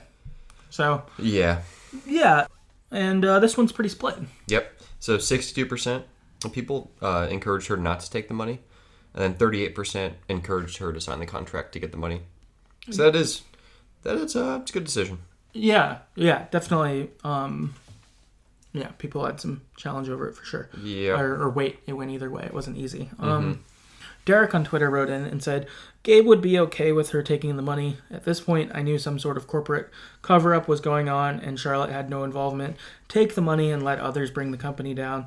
Gabe would want Ethan to have that money for his future. Yeah, so, similar. Pretty solid thought line. reasoning. Yeah, definitely. Yeah. Johnny on Twitter said, take the money. She's in no position to litigate successfully. And this was a way at least Ethan gets set up for the future. Yeah. Yep. Adam on Twitter said, I told her to take the money for her and her kid. Figured her settling probably wouldn't prevent Alex from being able to sue. I'm not a lawyer, so I don't know for sure. Also, Gabe would probably rather her have the money. So, thinking similar to myself there. Yep. Alyssa on Twitter said, turning down the bribe in both playthroughs. Also, not unrelated. Fuck Typhon. That's me, right? That's how I felt. Yeah, fuck you guys. Yeah, that was you for sure. I can't want you to be scared. Yeah. Games and Groceries on Twitter said, first playthrough I told her not to sign the contract because it seemed sketchy, like you had alluded to. On my second one, now I told her to sign it to see what would happen. Callum on Twitter said, I told her not to take the money. Didn't think it would be right to let Typhon try to silence her after what they'd done. Yeah, that's true. There's an element of like, what's right and what's wrong. It is... Wow, fuck, that's hard, because it's right to get... It's wrong to sign it to protect them, but it's right to take their money to help Ethan. Like, it's kind of... Yeah. It's so gray. Yeah, which I think, again, like we said, makes it a good decision. Good decision. Yeah, it's tough. Yeah, because on one hand, you're like, seriously, fuck that company. On the other hand, money for them is really good. Right, yeah, that could go really far for them. Yeah. Laura on Twitter said... Told her not to, but felt guilty because she was thinking about Ethan's well-being. Yeah. Christopher on Twitter said, told her to take the money. That's a good point, too. She wasn't trying to, like, get rich off this. Yeah. She was fucked up about it as it related to Ethan, not like, I'm a little short on cash, Alex, should I do this? Instead, it was, this could be Ethan's college fund kind of thing. And that's a good point, because that does make it, if it was just her, maybe the advice would be different. But because she has a kid, because she's a single mom now, like, that does change it. Yeah, but it's tough, too, because, like, well, all right, so if I was Ethan and I grew up and then realized, my college money is from my fucking potential dad's death from this shitty company, like, I don't know. That's a weird one. But that's granting that, Gabe stays with Charlotte this whole time and whatever. But that's a good reverse challenge to that. Yeah. That is good, because... It's like, would you want that? Would you feel better about that or not? Because there could be part of, like, well, I would obviously not go to college if my dad were here. Like, I would take that instead, Yeah. So if that was the alternative. If that was the alternate, so you could feel that way. Totally. Yeah. That's a good point. Mark on Twitter said, take the money because lawyers are expensive. It's not disrespectful to Gabe, and they would probably drag his and her name through the mud in court. Yeah, I could see that. Laura on Twitter, another Laura, there are two. So sometimes in here there'll be Laura and Laura later. Mm-hmm. It's not the same person. There are two Lauras who wrote in. It said not to accept the money, of course. Nia on Twitter said don't accept the money. And Izzy on Reddit said I told Charlotte not to sign it. I seemed to betray Gabe to sign it, in my opinion. I felt similarly. Yeah. Lukau on Reddit said, I told her to take the money. We had already had our own investigation going, and putting a child through college is very difficult. Makes sense. Mm-hmm. And then Mixture on Reddit said, took the money because Alex can still investigate regardless secretly. So, yeah. And then M3 said on Reddit, said, don't sign. Yeah. Bella on Reddit said, told her not to sign because, on principle, I wouldn't have signed. Corporations can't keep getting away with fat settlements to hide their greed. I agree. Yeah, that was... Fuck you for signing, dude. Yeah. But yeah, I agree. That's whatever. It's a game, so it's a little bit different. But I do. That principle is big. Yeah, that is big. Yeah, and in principle, in real life, and in games, it just kind of makes me angry. Like, just throw your money around. Mm-hmm. Yeah. Oh yeah. Jello on Reddit said, I told her not to sign it. I felt like the contract was pretty concrete proof they had some fault in it. Yep. Mm-hmm. So I thought she had a case. Yep. Funcase on Reddit said, I advised Charlotte not to sign. This was difficult as I could understand her dilemma. Mm-hmm. Totally. Nobody asked on Reddit said, I told Charlotte she should take the money. I was thinking that how they live in this tiny town that relies on a mining company to keep it running, and how a large sum of money could change their lives. Yeah, it definitely could. Yep. Bella Thors on Reddit said, I told her to sign it. Typhon is a huge company. Taking a small chance to take him down would be stupid compared to the giant amount of money they were offering, especially as a single mom and a kid whose future seems to be in the arts. They don't ever tell you how much money it is, right? I don't remember. If they did, it was definitely something that would pay for college. Like, it was big enough that... But that's not that much money. I mean, that's a Well, lot of money, but it's not. I guess if it's like art school, like, is that 100K? That's a lot of money. If someone offered me 100K for something, that would be hard not to sell. But like, what if a company killed Ariel and then wanted you to sign for 100K? Yeah, that'd be hard. Yes, it's like it's different. No, but, but no, that is fair. 100K doesn't seem like that much money compared to Gabe's life. Well, I guess though also it's separate. So would I tell in that case Ariel's sister not to sign for 100K? So yeah, should she do it, and then I would continue on my own, trying to investigate. Yeah. Because so I'm not part of that contract. Just you get 100K. So I guess that would maybe. Yeah, that's fair. Because I think if it was Alex, of course she would reject this, right? Alex isn't signing something. Yeah. If I were the player, 100% of people would say no. Probably. The game would be that way. But instead, it's separate, and I think that's the dilemma: is it's separate because it's someone else who was Gabe's partner, and they have a kid, and the money would help them. Objectively, it would help. Yes. It would objectively help them, and I think that's where it's harder because it's like, in that scenario, you and I both agree Typhon's fucked up. Yes. You might be able to get paid out of it, and I could still bust him. Mm-hmm. And then you get the money, and then we can sue. I can sue for more and give you. Yeah. Or whatever. Versus, what if you don't sign, and then we get fucked, and nothing happens, and no one has money? That's fair. I imagine that's sort of your potential dilemma. But the other side of, can you let them get away with this? It's tough. Yeah, it is. It is tough. It's a good decision because it's pretty. Yeah. Like we said, it's pretty hard. Also make me think. All right, so $100,000, like that's a lot of money. But it's hard to say if it was $10 million. Is that worth a human life? I don't know. It's not. But it's not, does the amount of money really matter? Is kind of my thought too. So maybe I retract my point. Like, if it were too low, I think it would be easy to ignore. Yes, we'll give you $500. But I guess fuck off. I guess it makes it easier to not sign. But if they're offering like $1 billion, like that'd be way more tempting. But is a human life worth more than $1 billion? Probably, I would say so. Yeah, I guess. I mean, I don't know what the implications of that are, but like, I guess what I'm saying, the amount of money doesn't really matter. To sign it. No, you're right. I would agree because any human life would be worth any amount of money. Yeah. Like more than that. Yes. You can't price humans, or you shouldn't. Wow. People have tried. Yeah, people just have tried. fucked up. No, it's wrong.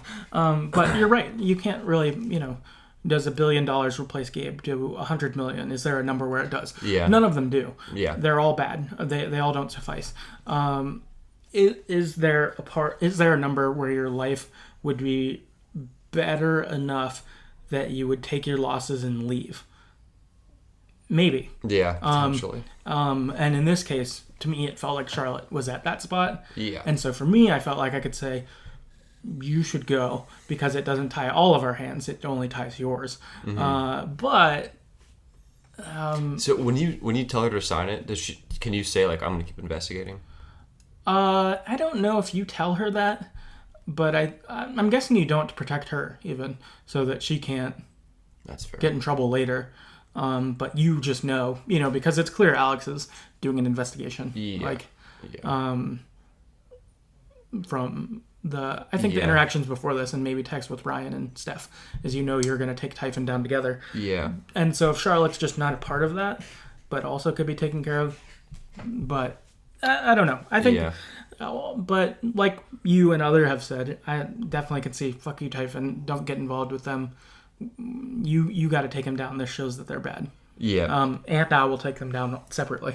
Yes, and good decision because we've talked for 5-10 minutes about it. No, yeah. Well played. Yeah. Strange. Yeah, it shows it really worked. Yeah. Our last one is from Sarunus on Reddit. Said, told her not to sign. I feel like Gabe would have wanted her to take it, but pride be damned. But signing that deal meant surrendering her right to fight if the urge ever came to her. I'm not a parent, so I can't imagine having the blessing of financial security to give your child the education they deserve. But Charlotte is a smart, talented woman. Ethan's a talented kid who takes after his mother's art. and still has his biological dad in his life, which is wonderful. So Yeah, that's a good point. no, that's a good point, because that is grave. I didn't think about as hard that you're giving up the fight forever. Yep. You can't go back on that, and that is pretty serious. That is. I could understand having regret if you're Charlotte in that situation. For mine, she seemed glad I told her to sign it. Like, she seemed thankful. Was she glad you encouraged her to, I assume? She was kind of like, yeah, like, I'm going to think about it. Like, I appreciate your, I don't know, honesty or something like that. Okay. I can't remember exactly. She wasn't, like, thrilled I said that, but she was happy that I was honest, I think. Okay. That makes sense. For mine, I think she was glad to, because I think she was struggling with feeling bad for thinking about taking it. She was in mine too. So I think she felt sort of relieved. That was like, I'm glad you understand that I'm not like just trying to get rich. And I'm like, no, I don't think that at all. Yeah. I think you're trying to think about your future, your kid's future. Like, Yep. Yeah, smart decision. As we said, we've talked about it for a while. Smart decision. I think with those factors are good. One person, or if it was you, if it was only Charlotte, or if it was only you or something, this would be probably much easier. Because there's a kid involved, that really makes it feel complicated, because you don't want them fucked over for this. So, yeah, very smart. Good job. Life is Strange. True colors. Yep. So, all right. You have this discussion with Charlotte. Then you leave. And you go to the flower shop to look for Mac. He's not there. And you end up helping Eleanor out while you're there. You find out here that Eleanor has Alzheimer's. It's pretty sad. Yeah. You help her. You do the memory thing with her like you did with Steph, to kind of retrace her steps to figure out why she was kind of upset. And it's that she'd forgotten to pay their rent on the flower shop, and then had sort of gotten confused along the way and misplaced the checkbook and something like that. It's sad. Also in this moment, she forgets that Gabe had died. Yeah. And you can choose to remind her or not. I chose not to. I chose not to either. I was like, she doesn't need to. She'll be reminded later. Yeah, she doesn't need to have that right now, especially amid this moment she's going through. Yep. That I was like, she doesn't need that. Like, I think that sparing her is okay. She's gonna know anyway. It's not like that's gonna change. Yep. Or you're forgetting a detail that, oh, I forgot that we had this big fight or something. Like, it's no. I mean, he's gonna be gone either way. Yep. Human life. Yeah, she doesn't. Yeah, I didn't want to make her relive that. So you, after helping Eleanor, you go to find Mac, and he's too scared to talk to you. He's freaked out about Typhon, and is like pretty paranoid. And so then you find Riley to try to get information from her to use on Mac, which basically what you're able to get from Riley. And you don't like manipulate Riley. You just try to ask questions, and you're like, I'm trying to like help Gabe, kind of thing. Or well, not help Gabe, but figure Gabe out. And Riley mentions that Mac was trying to get her to leave town. Like, let's just ditch. Let's go. Like right after this, let's get out. We'll be safe that way. And so you go back to Mac and kind of push him with this. And you end up absorbing his emotions. And one thing that happens outside of the information you have is you see the world through his paranoid view. You see like the camera looking at you. You see it feels like everyone's watching you. Which we're talking about him, and it seems pretty shitty. Yeah, it was a really effective portrayal of what being paranoid would probably be like.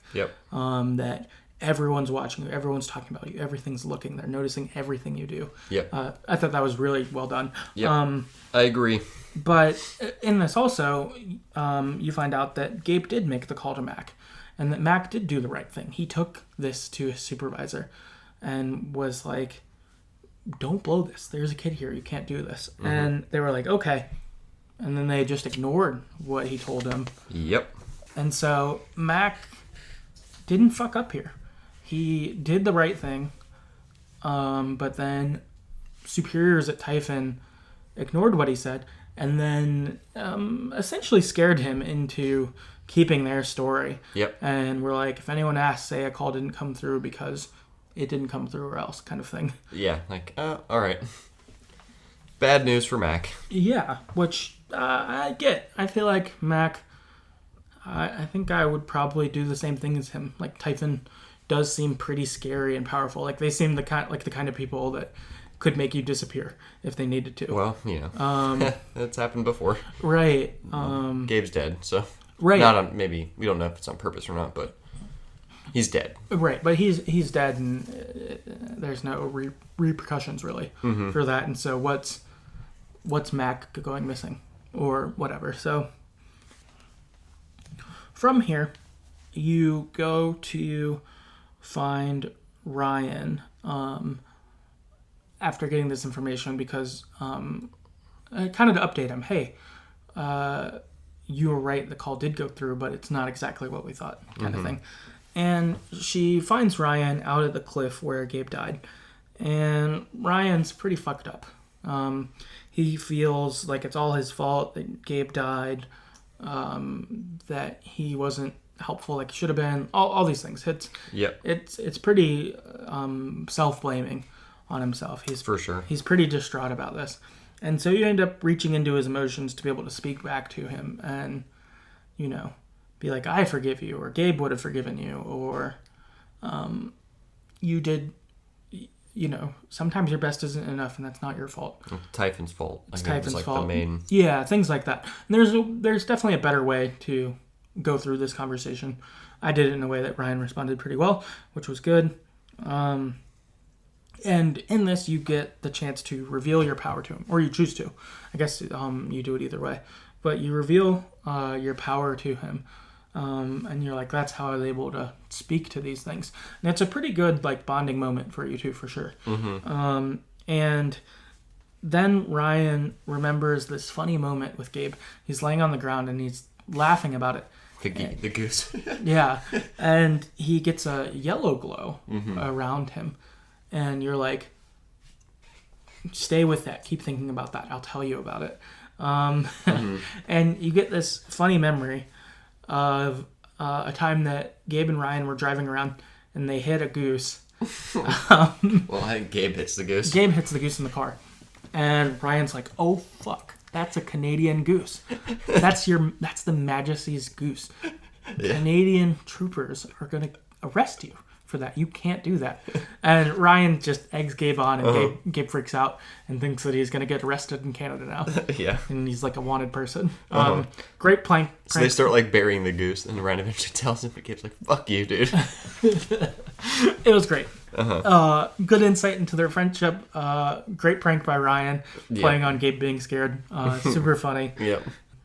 A thing that also I thought for this that was notable is Alex had never seen a yellow glow before. Yeah, which is really sad. Yeah, that's what I thought. It's so sad that she's never seen joy. That's what this one ends up being named as, Joy, the yellow aura. And so since Alex has had this power, she's never seen this before in anyone. Sadness or... And anger. Anger, and maybe... There's another one that's... Maybe fear, but that seemed like fear. That was kind of like... Was fear a different color? Was it purple? Fear is purple or blue, and then sadness is whatever the other, blue or purple. Okay, I think fear is purple, and then sadness was blue. Yeah, and then anger is red. And anger's red, yeah. So she'd never seen it before. So I thought that was really sad for Alex, that she, just a sad insight is that she'd never seen someone be happy since she's had this power, which has seemed to be for a long time. Yeah. Based on how she's talked, and so it's sad that she'd never seen something like this. But it was really nice that she got to experience this with Ryan and with her brother, really. Get this kind of memory of / with him through Ryan. Good bonding moment. Again, really nice. And you also end up telling Ryan that about Mac. You explain that stuff. And you end up, from here, heading back to the town. And there's a final send-off for Gabe. And I would say for moments in the game, this might be one of the best ones. I thought this was pretty powerful. Yep. So Alex gives a little speech. They're on the bridge. It's night. And Alex gives a little speech about how, she wanted to speak up this morning, but she couldn't yet. But, Gabe found a home here, and maybe I can too. kind of thing. Yep. And then they set off a lantern and set it up into the sky, and it like floats up. And then everyone on the bridge looks out at it, and they all glow yellow. And it's sort of this like joy or awe in remembering Gabe in this last moment after your little speech. Yep. And it's pretty powerful. A good song kicks in. This was one of the times where they did do that. Yep. Good use of music.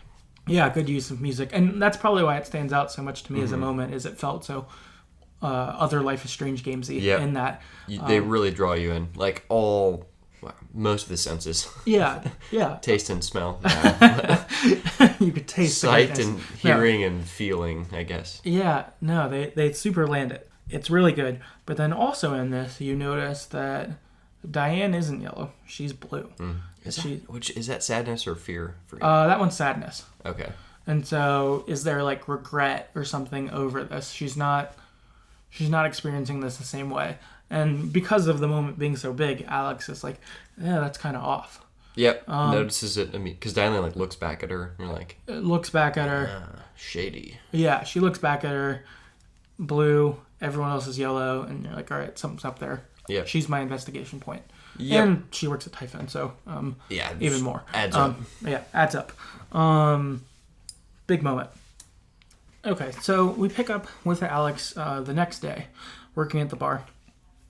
And her, Ryan, and Steph are teaming up to figure out what Typhon is up to. Their investigation is getting more thorough. Alex told them about seeing Diane's aura being blue. Also in this, she reveals her power to Steph. I think Ryan had maybe mentioned it to Steph before they'd gotten there.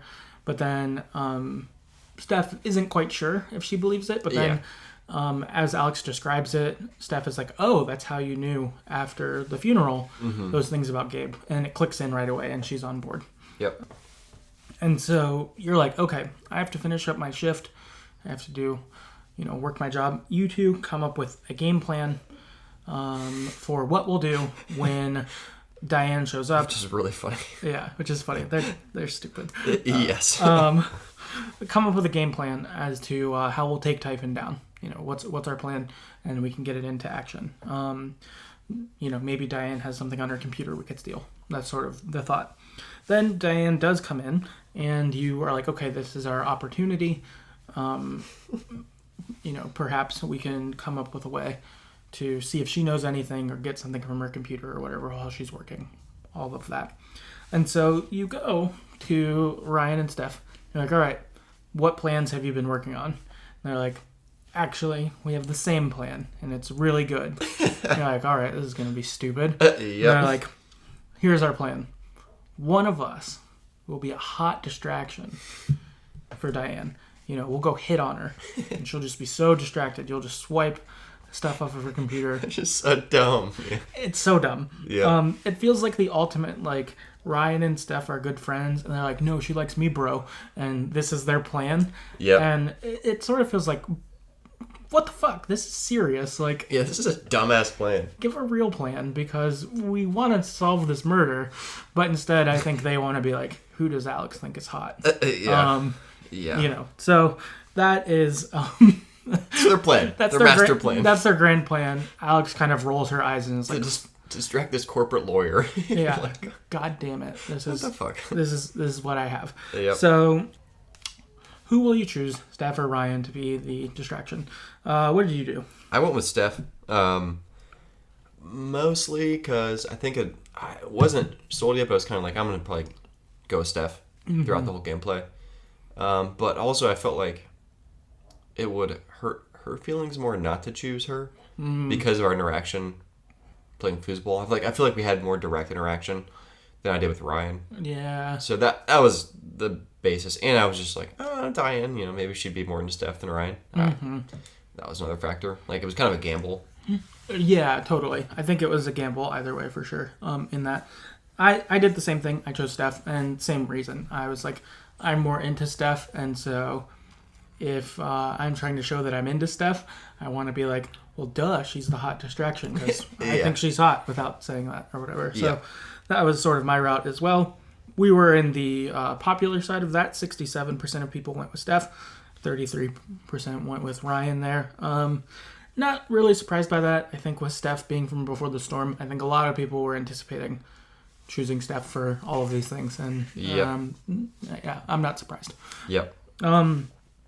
Daniel on Twitter wrote in and said, I went with Ryan because I knew the vast...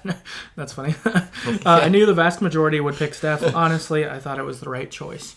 Do you know how this plays out with Ryan? Is it similar? Yeah, it goes the same way. Where, okay. She's kind of like, what? Yeah, I think she's more surprised by Steph because I think that Diane is straight, but, when Steph hits on her, she's like, maybe. Yeah. She thinks about it at least. Yeah. So if she was straight before this, she might not be now. But yeah, who knows? But, yeah, I think both of them, though, it does ultimately accomplish the same thing. I think Ryan's is kind of goofy. I bet. Because you ever heard of meadowlark? Yeah. Try to attract a mate? Right. This is me. Yeah. Something stupid like. I feel like I'm gonna look it up later. Yeah, I think that's what his would be. Steph's instead is, are you single? Are you dating? Do you want to get drunk and make out? Yeah. Like it's pretty funny. It's pretty slick. Yeah. It's funny, but also a little slick by Steph. So yep. Nice job. Callum on Twitter says Steph, although both are solid options, which I'd agree. Mm-hmm. Meagle on Twitter said Ryan. Yeah. I wanted to watch him try to flirt and laugh out loud, which is fair. That was tempting for sure. Yeah. I'm sure he's awkward. Oh yeah, it can only be awkward. Like has to be. Yeah, it has to be. Yeah. In the best way. Yes. Laura on Twitter said I wanted Steph, but seemed more logical Ryan for me. But at the end, I chose Steph just in case it affected the romance option later. I saw both scenes and liked the Steph one funnier or better. It was funnier. So okay. Yeah, that's similar. Yeah. Alyssa on Twitter said, I was a bit annoyed by simply choosing the quote-unquote hotter distraction, as I didn't want to reduce both of them to being attractive, which... That's fair. Yeah, that is fair. But I tried both. I chose Ryan while romancing Steph later on my first playthrough, on the other way around in my second run. So she did each. Yeah, I didn't like being put in this position. I was like, come on, guys. You idiots. Like, yeah, like, why are you forcing me to decide? Yeah, why are you... Playing my cards quick. Right, yeah. Right. Why are you making me decide? Also, like, make a real fucking plan. Or one of you pick which you think should be more into Ryan or Steph. Like, you guys can make this decision. Like, it doesn't be me. Right. But it has to be me because I'm the main character. So. Right. Yeah. Fuck you. Yeah, exactly. Ben on Twitter said, Steph the first time, Ryan the second. Both times are hilarious. Knowing Steph's feelings got hurt when I chose Ryan means I will always choose her in my future playthroughs. Luckily, Steph is the better choice anyway. Okay, yeah. So that's something. Good to know. Ryan doesn't really... He doesn't seem to care at all. Doesn't seem to care, but from this, it sounds like Steph is hurt by not being chosen. Yep. Which, like you said earlier, with our interactions before this, I could see her feeling more hurt. I guess I feel like the only way she wouldn't feel hurt is if when you played foosball, you were like, I like dudes, and left it at that. Then maybe she wouldn't care. Yeah. Maybe. But maybe she still would because you're like, come on. Yeah. You're throwing me. But, yeah. Yep. Koss on Twitter said, Steph, everyone needs an awakening from time to time. That's awesome. Yeah. Lord Strang on Twitter said, Steph, she's so good at this. And Christopher on Twitter said, Steph, the only logical choice. Then Justin says, Steph, of course. Then Laura on Twitter says, of course, Ryan, no contest here. And then Adam, Steph, of course. So lots of opinions. I like it. I thought that was funny because the people who have one they love, it's like, of course, it's got to be this person, which I think is a good sign that both of them could feel like an of course. I think they did a good job here, that both seem very reasonable choices. Mm-hmm. Sometimes there's clear favorites in these, but this one it was... Yeah. I mean, the stats are in favor of Steph, obviously, but it seems like the people that chose Ryan are like Team Ryan. Oh, like, yeah. All the way. And also maybe if Steph wasn't from Before the Storm, it wouldn't be so heavy. Maybe it would be closer. Yeah, very possible. Because I think they're both good. Yep. Where are we? Mark on Twitter said, Mark on Twitter said, I've chosen Steph twice, but it's a really hard choice. Those are very charming pixels. One of the harder choices in all of Life is Strange, really. Very reminiscent of waffles versus bacon omelet. What's that? Is that from the diner with Chloe? Yep. Okay. I don't remember that. I don't remember the specific choice. But I remember being in the diner and there being a choice. Yeah, I think it's that one. It's what you have for breakfast. Yeah. Which isn't really a tough choice, but Yes. It's funny. Jello on Reddit said, I chose Steph. Bellathor's on Reddit said, Steph, no question. I want to play through again and choose Ryan, but I don't know if I'll be able to. I feel that. I feel like in these games, if I go back to play them, I'm like, all right, I'm going to be totally different. And then I get there and I'm like, no, I'm doing the same thing I always do. Yeah, I have to. I can't help it. Yeah. Because just like Steph. It's rough. It's too rough. Yeah, it's too hard to change. I feel like I'm like, all right, I'll just probably have to watch a Ryan version on YouTube. Yeah, I'm going to do that. Or something, because like... Yeah. The cop-out. Yeah. Mixture on Reddit said, Steph as distraction because I want to see if Diane is into gals. Yeah. I was also kind of curious. Serranos on Reddit said, laugh out loud, first playthrough I went with Steph, and I wasn't disappointed because she's hella assertive. She'd awaken something in me too. If I were Diane, hell, I'd take her up on that date.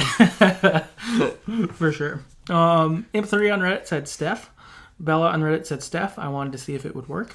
And then Nobody Asked on Reddit said, I chose Steph and died at how flustered Diane became. I hesitated at first and thought Diane would be more interested in Ryan, but then said, fuck it.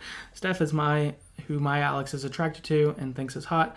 A woman hunting on another woman is an excellent distraction. Yeah, at very least it's like, wait, what?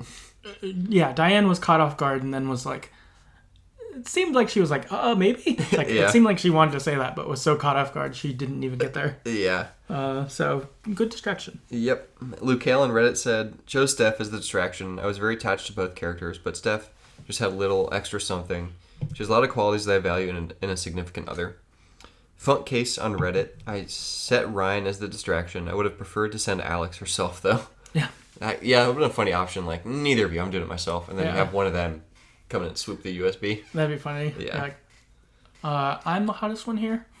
Yeah. That'd be funny. Yeah, or send Jed in. Dude's got a nice mustache. God, Local legend, Jed. Yeah. If you talk to a local celebrity, He's a legend. legend. I guess we haven't explained that. So I think somewhere along the way before this, you end up asking a little further about like, oh, why is Jed a local legend? And what had happened was, I don't know, 15 years ago or something like that. He was the head of a mining crew that was in the mines, and a disaster happened. The mines collapsed, but because of his like fast thinking, most of them were saved. Some people still died, but he was able to. Yeah, I thought they said everyone survived. Okay, everyone I survived. think it was that he like led his whole crew out. He or led the whole something. crew out. Okay. Yeah, I think you're right. Good call. That he managed to save everyone with his quick thinking, and big deal. Yep. And so he's kind of a hero for that, and retired from being a miner, working for Typhon or whatever, and now has this bar. I think Typhon bought him the bar. Yeah, gave after him this. the bar, and we're like, we want You're to a hero, so here you go. Yeah. Like, So that's sort of who he is. yep. But anyway, hot distraction happens. It works. Diane is distracted by your eye candy. You steal her USB, and you run upstairs with it and try to use it, but the files are all protected. So you can't look at what she's got on there, but you are suspicious since there's protected files. So Ryan says, hey, I'll get this to Riley. She's a good computer person. She'll get us through it. And, we'll continue our journey on our investigation then. So, cool. The next day, it is the LARP event. And you meet up with Ethan before the LARP. And he's worried about it. I think he's pretty blue. Or maybe he's purple for fear. But I forget which one. But either one, he has a strong emotion. He might be sad. Yeah, I think it's blue. I think you're right. But he's worried that he's not going to have fun. And it will disappoint everyone who's worked hard for him. I just want to feel sad sort of thing. But I know that this, all of these people are putting in all this effort for me to do something that I know is cool. But I'm just sad. And what if I'm just sad through this? Won't I be upset about that kind of thing? The way I kind of reacted to that was like, if you're going to be sad, that's okay. You're allowed to feel what you feel and stuff, but let's let's just go for them at least. And if you don't have fun, that's all right. These people care about you, and like let them show that, basically. Yeah, that's right. I went to. I think there's one of the options is like, you won't be sad or something like that. And like I didn't go. I'm more one with like the, let's just try it out. Yeah, I think we probably had the same dialogue. Yeah, mostly. Yeah, I would think so. And he seemed to respond all right to that. I think he felt understood and didn't feel like you were just making him do it, but was like, if you don't have fun, that's all right. But they did work hard on this, so let him show that they care about you. Yeah. No, I think there's a point where you're like, no pressure. Like, people aren't going to be pissed at you if you're still sad about this tragic event. Right. Come on, man. Like, it's fine. Yeah. Let's just go and scope it out. Yep. And so you start to explore as your LARP begins, and you end up meeting the king, who is Jed, who gives you this mission to find these 3 jewels. And that if you gather these 3 jewels, this will make you, powerful and able to help him in his kingdom, defend his kingdom or something. And so that's sort of your quest. You get set off, and you start walking around, and you have your first battle, which is with Ryan as a wolf. He has a wolf mask on. Yeah. It's super funny. Yeah. It's very much like you enter like a Japanese RPG with turn-based combat where you like have different options, like use an item or use magic or attack or whatever. It was very, very funny.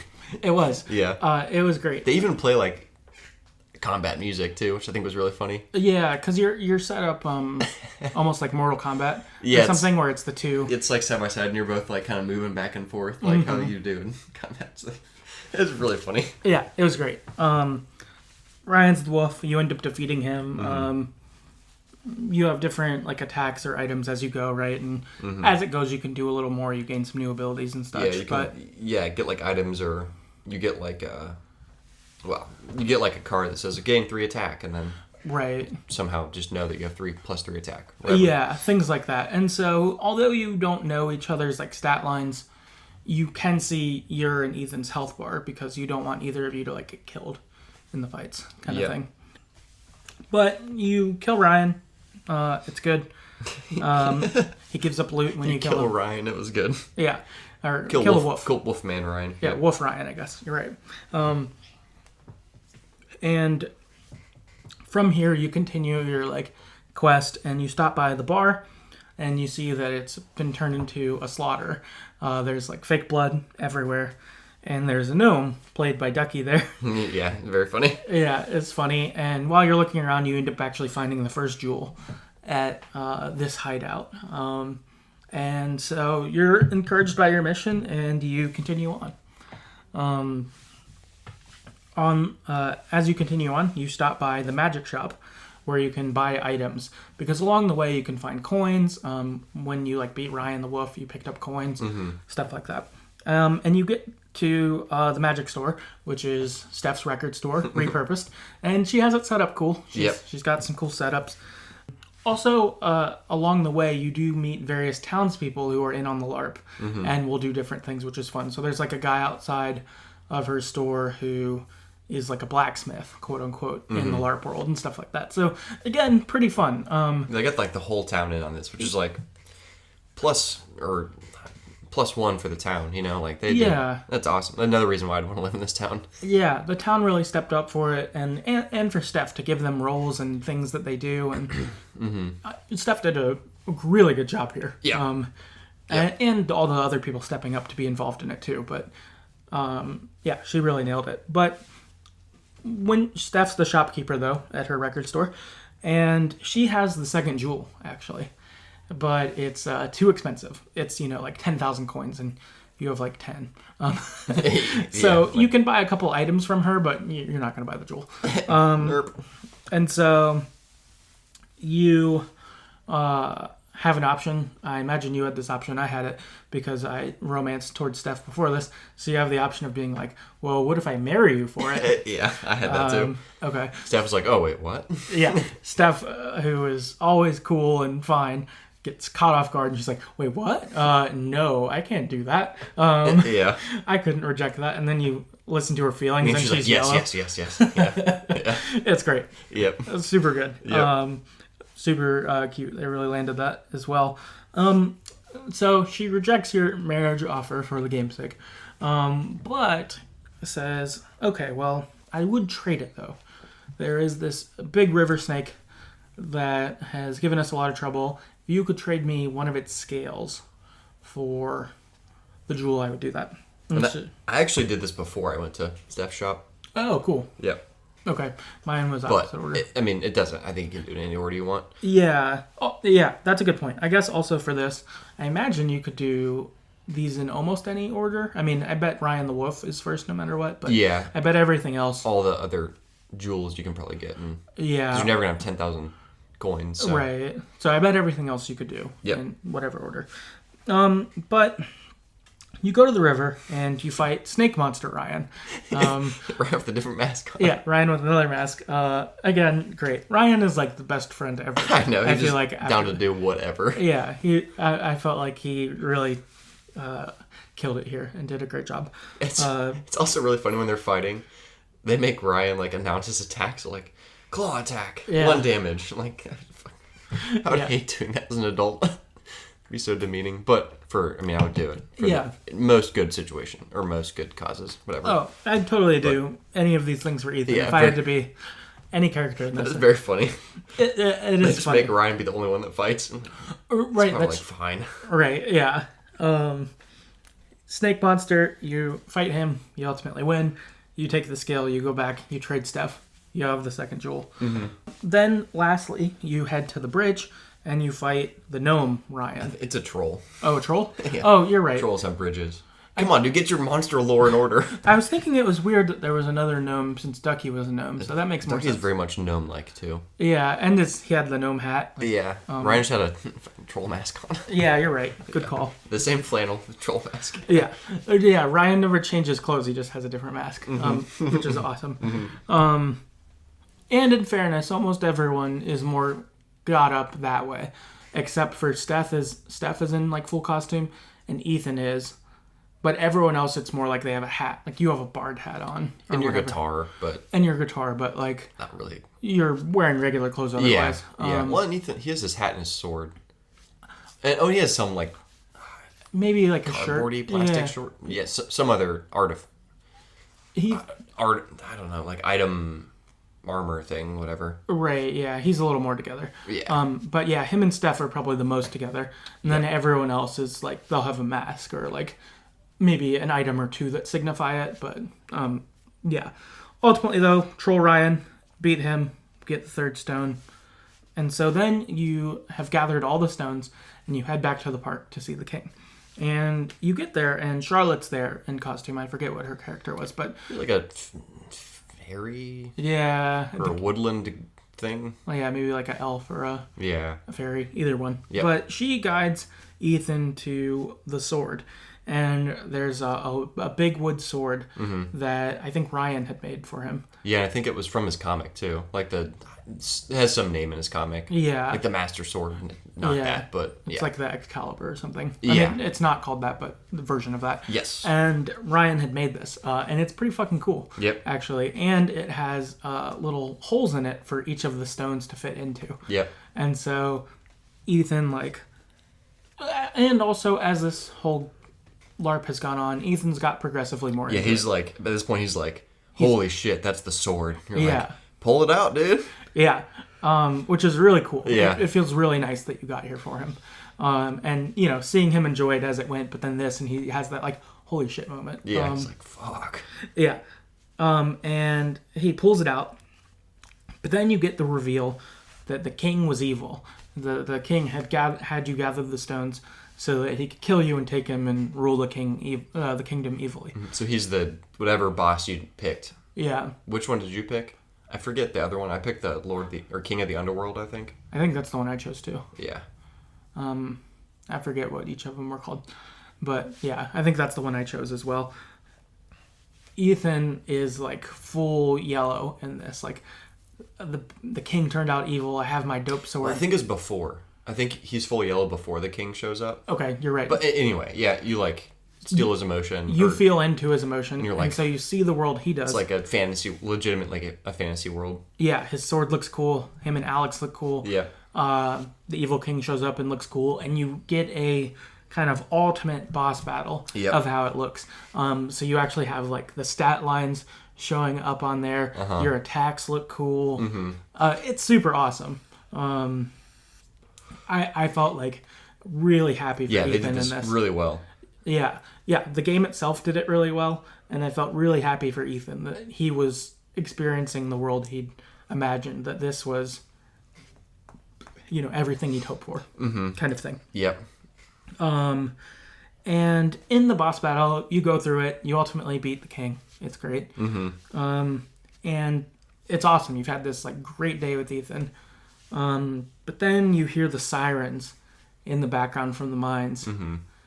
And Ethan collapses and is really sad because he has this harsh reminder that Gabe's dead, and I was he thinks part of it's that. his fault. Yeah. It's my fault. I was part of this kind of thing. And Alex comforts him in this, and it's like it's not your fault. It's Typhon's fault, kind of thing. It was pretty intense. Yep. Really, really fun, and then you get a little sadness at the end. High, fucking like lowest low. This little kid thinks he killed Gabe, or was like the main cause of his death. Like if I wasn't out there, he wouldn't be dead. Right. Which is true, but it's also not his fault. Right. No. Yeah. Typhon.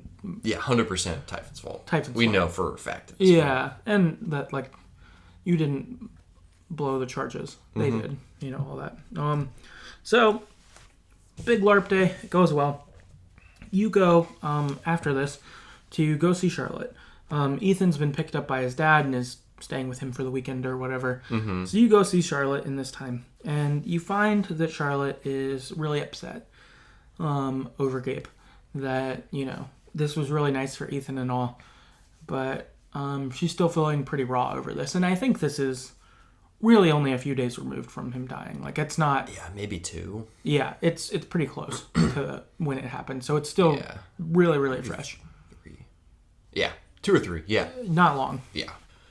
And you end up feeling in her emotions. It's similar to some of the other puzzles where you like look at a couple items to feel her emotions. And it's her blaming Gabe himself for dying. It's her blaming Ryan for dying. It's her blaming you for dying.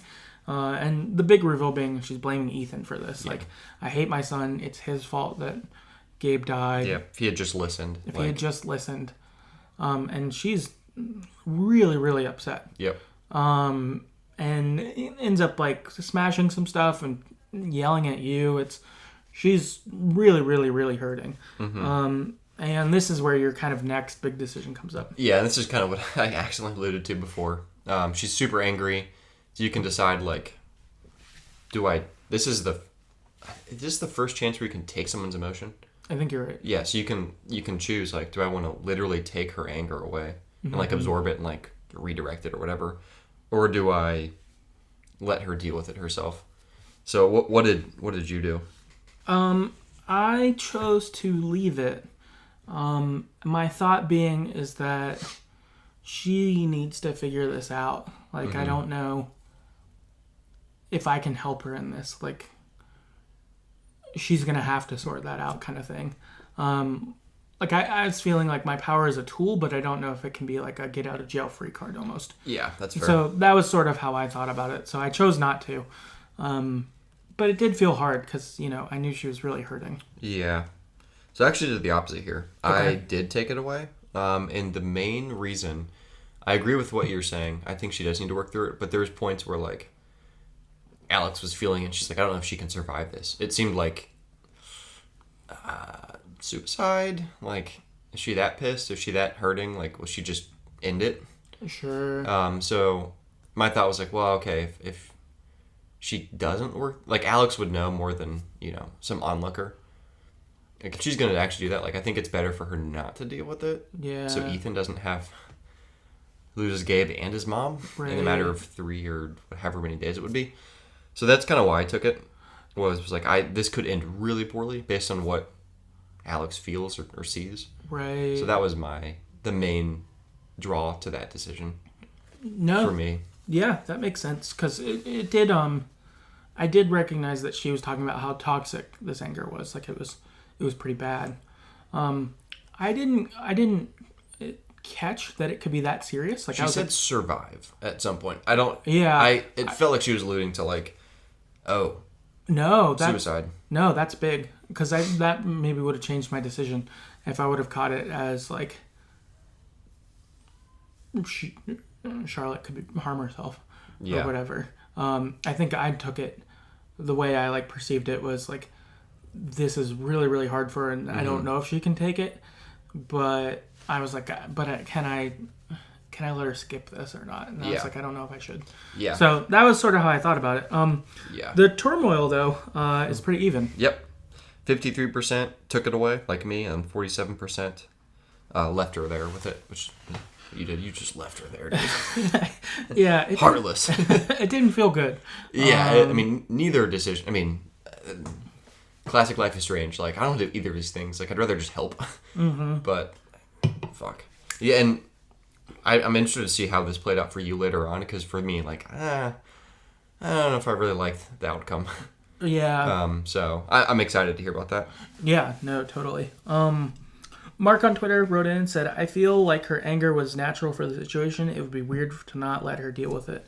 It's part of grieving sometimes. I agree. The thing that, like, again, got me was, like, what will she do with this anger? Like, if it's the extreme, like, it doesn't seem worth it to let her deal with it. Also, Alyssa on Twitter said, to me, one of the strongest moments in True Colors, I decided against taking her anger away.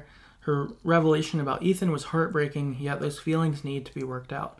For better or worse, emotions make us human. If you take that away, what else is left? Which, yeah, that's fair. That's a good point in there of, like, if we can't feel things, like, what else are we doing? Yeah.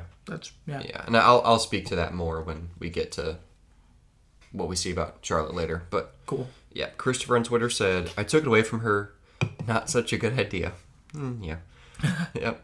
Callum on Twitter said, I left her with her anger. Wouldn't have felt right to take any of her emotions from her. Yeah. Miguel on Twitter said, didn't take it. People need to feel emotions. And I also didn't know what taking it would do to me. That's fair. Yeah. I guess seeing when we absorbed Max on accident, that was really bad for us. So yep. That makes sense.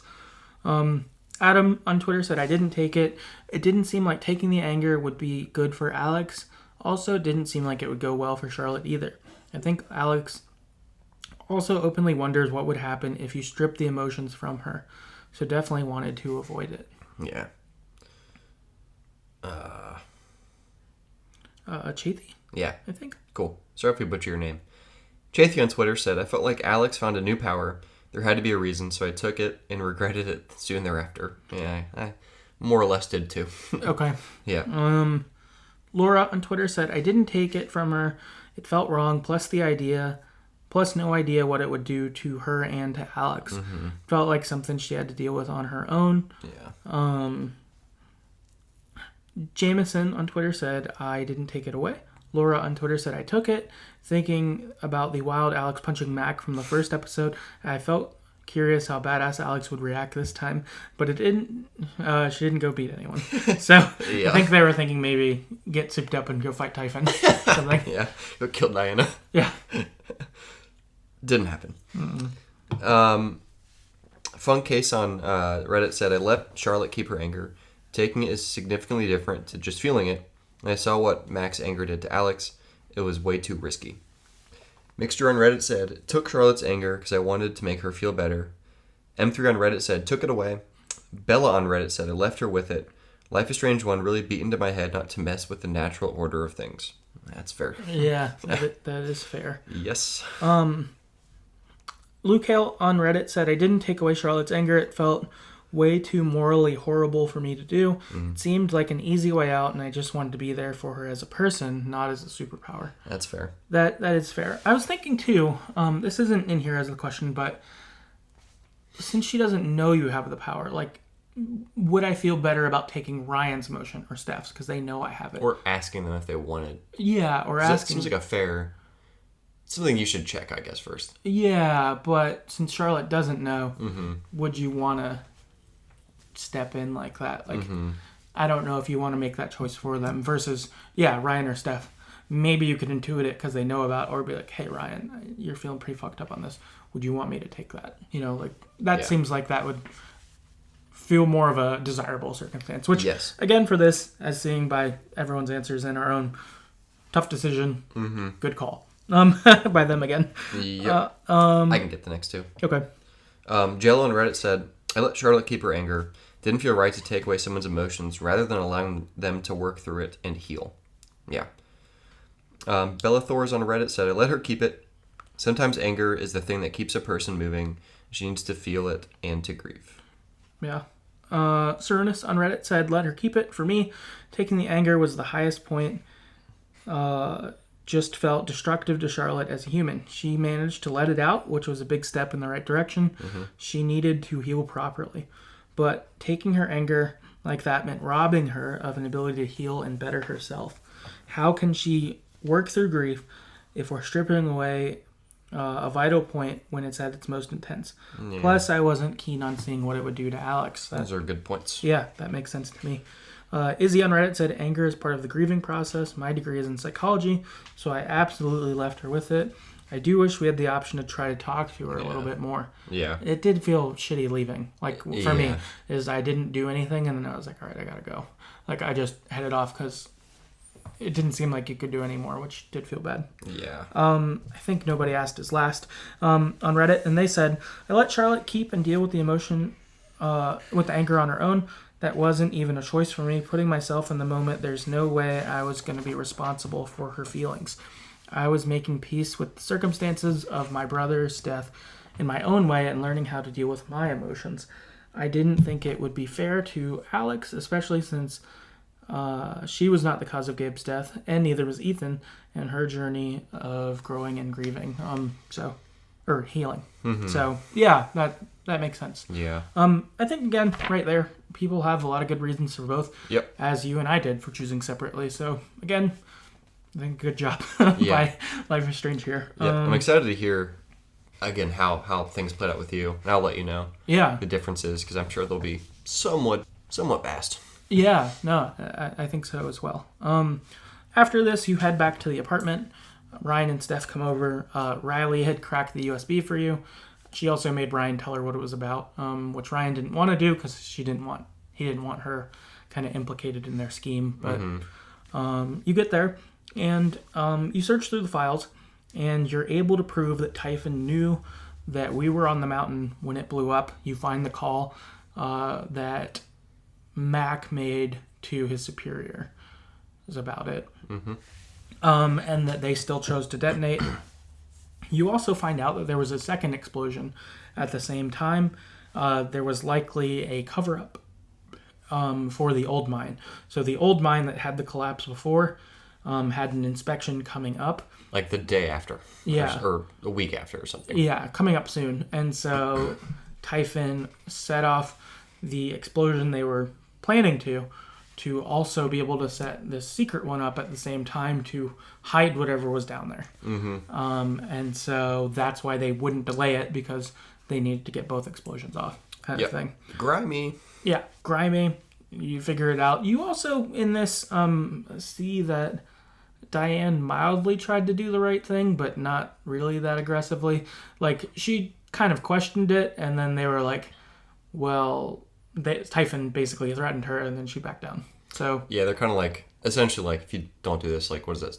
What's your career gonna be like after that? So stupid. Yeah, not great. The next evening, I think, or maybe it fast forwards a few weeks. I think it's a few weeks later. I think you get a short time jump. Actually, I don't remember. I think it's a few weeks later, and the town has an annual festival that's a big deal. The Spring Festival. Spring Festival. Yeah. And you're getting ready in your apartment for it. You're going to use the USB and go to Pike to expose Typhon. So, big deal. You're going to make this happen. But first, you're going to go to the festival. And you get to the festival as things are getting ready. Everyone's really stoked about it. It's some traditional town festival that they've done for, I don't know, 100 years or something like that. Yep. Since the town's founding. I think it used to be about birthing women and being able to, like, tell someone you think they're hot by giving them a rose, basically. Yep. Good summary. Yeah, more or less. And so they dropped some of the weird stuff with it, but the rose is still a way to, tell your true love that you're really into them, kind of thing. Yeah. Which, of course, comes into play. Of course. There's a band that's going to be performing that night. And Steph is going to be drumming, but you don't know who else is playing with this band. You do, I think, either seeing things or seeing memories. You knew Steph had a different band she was a part of before. So you're kind of wondering if maybe her old band is coming back or, whatever. And as mentioned, the tradition at the at the festival is you give a rose to a person that you care about, which, of course, Let for them us... know that you're into them. Yes. Which, for us, of course, is you have the option of choosing Steph or Ryan, or you can not give anyone a rose if you want. I imagine most people did this, but you don't have to. So here, I gave a rose to Steph. Same, yeah. I imagine you did as well. And then after that, the preparations are done. You've talked to the various townspeople. And the band is ready to perform. And you find out that you're in the band. Nice to know beforehand. Yeah. But Ryan and Steph decided to surprise you with this because they thought you wouldn't come if you didn't, which is probably kind of right. And Alex sort of sees that as like, yeah, I probably wouldn't. But she gets up and performs, and Alex does a good job. The town loves it. It's a bonding moment for the town, and I don't know, a good thing in all. Yep. After this, you go to speak with Charlotte by the lake after performing. This is probably where ours differ. Yeah, what happened here with you? Mostly the conversation was pretty decent. She, apologizes for freaking out earlier. But expresses, that things are hard. And I felt like I more or less got to be, a sympathetic ear.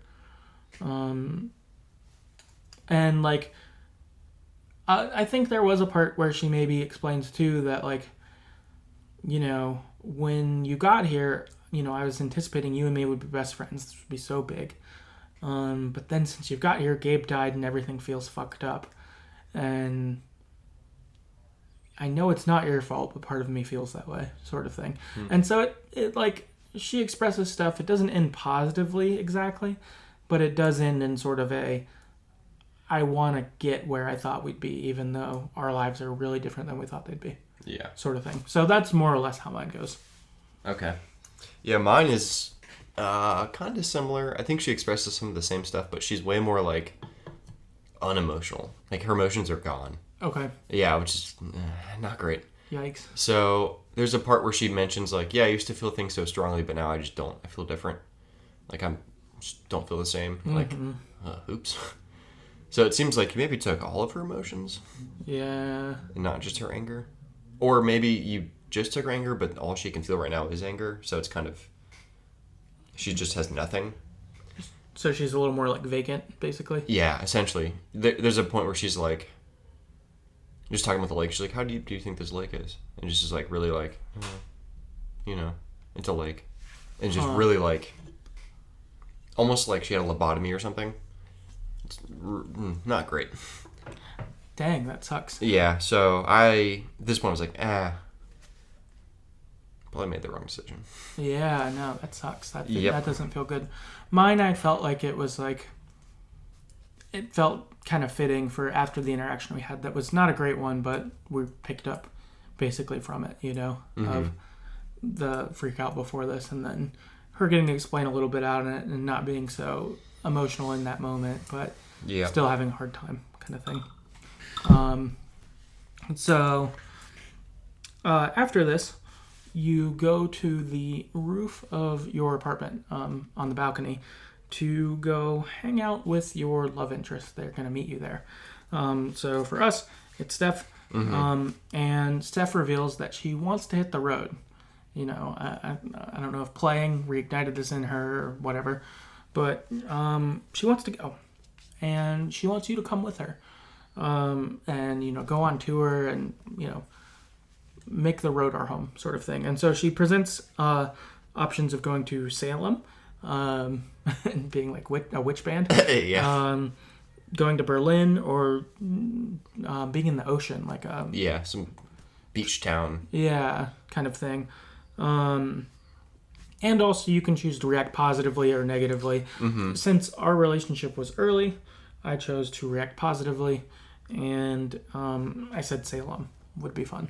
I said Salem too. Okay. It seemed to fit like the band she might be kind of into. Yeah, that was sort of my vibe as well.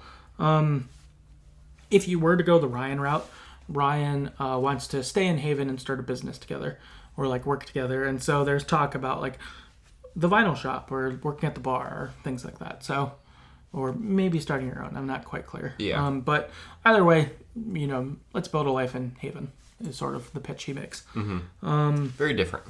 Yeah, very different. After this, you go and meet Pike. Oh, also you can kiss here, which I did. Yeah, I went for that. Yeah, went for it. You have the option to like hug them instead, which I feel like if you got this far, you gotta go for it. Yeah, why? Yeah, why not? Yeah, because I wonder what happens if you don't romance anyone who meets you there, and what happens. I guess in that situation, like if you didn't give anyone a rose, maybe they're both there and they just talk. I don't know. Yeah, I don't know. That people who've played, if you went that route, let us know. I would like to know. Yeah.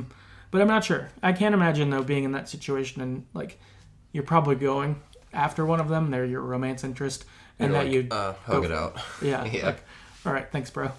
See ya. Like, good luck. yeah, probably not.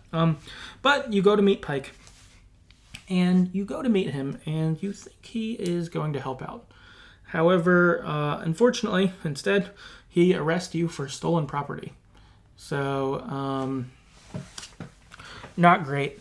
And not what you expected. yeah, and he shows you files that Typhon has on you. He shows ones that they have on Steph and on Ryan, and you also see he's scared as well. Yeah. And so he's basically like, you don't know who you're messing with. Like, Typhon's a big deal. They could crush you. They could crush your friends. They could crush this town. And he's really fearful. Yep. And so you're brought up with your next decision to either sign the affidavit that he has for you. Typhon will drop the charges for you stealing this stuff if you sign this. And if you don't, then they're going to come after you, kind of thing, and all these people. So that's the decision. For me, I actually chose to sign the affidavit. What did you do? I did not do it. I probably should have learned my lesson after taking Charlotte's sphere away. Because if you don't sign it, you take Pike's sphere away. Right. And he's like, yeah, let's get him. Okay. To me, it just felt... It was like it was forced. Like, there's no way that Ryan or Steph would want to give this up either. Like, they're locked in. Yeah. It's like, they'd be kind of pissed if I sign this. They're clearly Typhon's afraid because they're trying to stop you again. Yeah, it's like, let's not sign it. I think if there was a third option where it was just don't sign it, but then don't take Pike's sphere away, I would have done that instead. But there's two options. Yeah. So it seemed like to me the lesser of the two evils, I guess. Also, Pike knew they were wrong. He was just afraid to do anything. Just like, if we can just get you past that, we might be in a good spot. No, that makes sense.